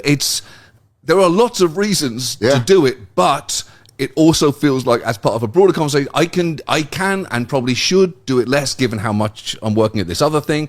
It's just a tough balance. God, what a relationship conversation that, I'm not joking, every comedian has had with a significant other. Of course. Where they go, every night? You go, every night? I know. I live this shit. And finally they go, well, you live with me. I know. It took Katie being like, come on, this is crazy. It's entirely fair because I think she's right. I think it is a little bit crazy. And I think there is a healthier version of it that isn't the version that feels the best. I started taking, you know what, I think you're absolutely right. And also what it does is it lets your gas tank fill up. Yeah, definitely. So then you go do stand-up and you go, I have all these real situations I've lived in that help me write my jokes. And that's where you realize the level of addiction stand-up can be at times. Because it is like saying, oh, really? Heroin again today? Why? It's not just a weekend thing, huh? Yeah. Oh, no, we're doing it on a Monday. Okay, this might be a problem. I remember, I quit drinking 13 years ago, and Joe List, fantastic comedian, he quit before me, and we were drinking buddies. And we used to drink every night of the week. Yeah. And we would take Sunday off, and we'd see each other Monday, and we'd go, look at us being healthy. And that's how it started to feel with stand-up. I would be on the road. I'd come home and do shows on Sunday. Yeah. And then I took Sundays off for the first time, and I was like, work-life balance. and then I started dating Katie, and we started getting together, and she was like, all right, so you're going to do 5 shows Thursday, Friday, Saturday.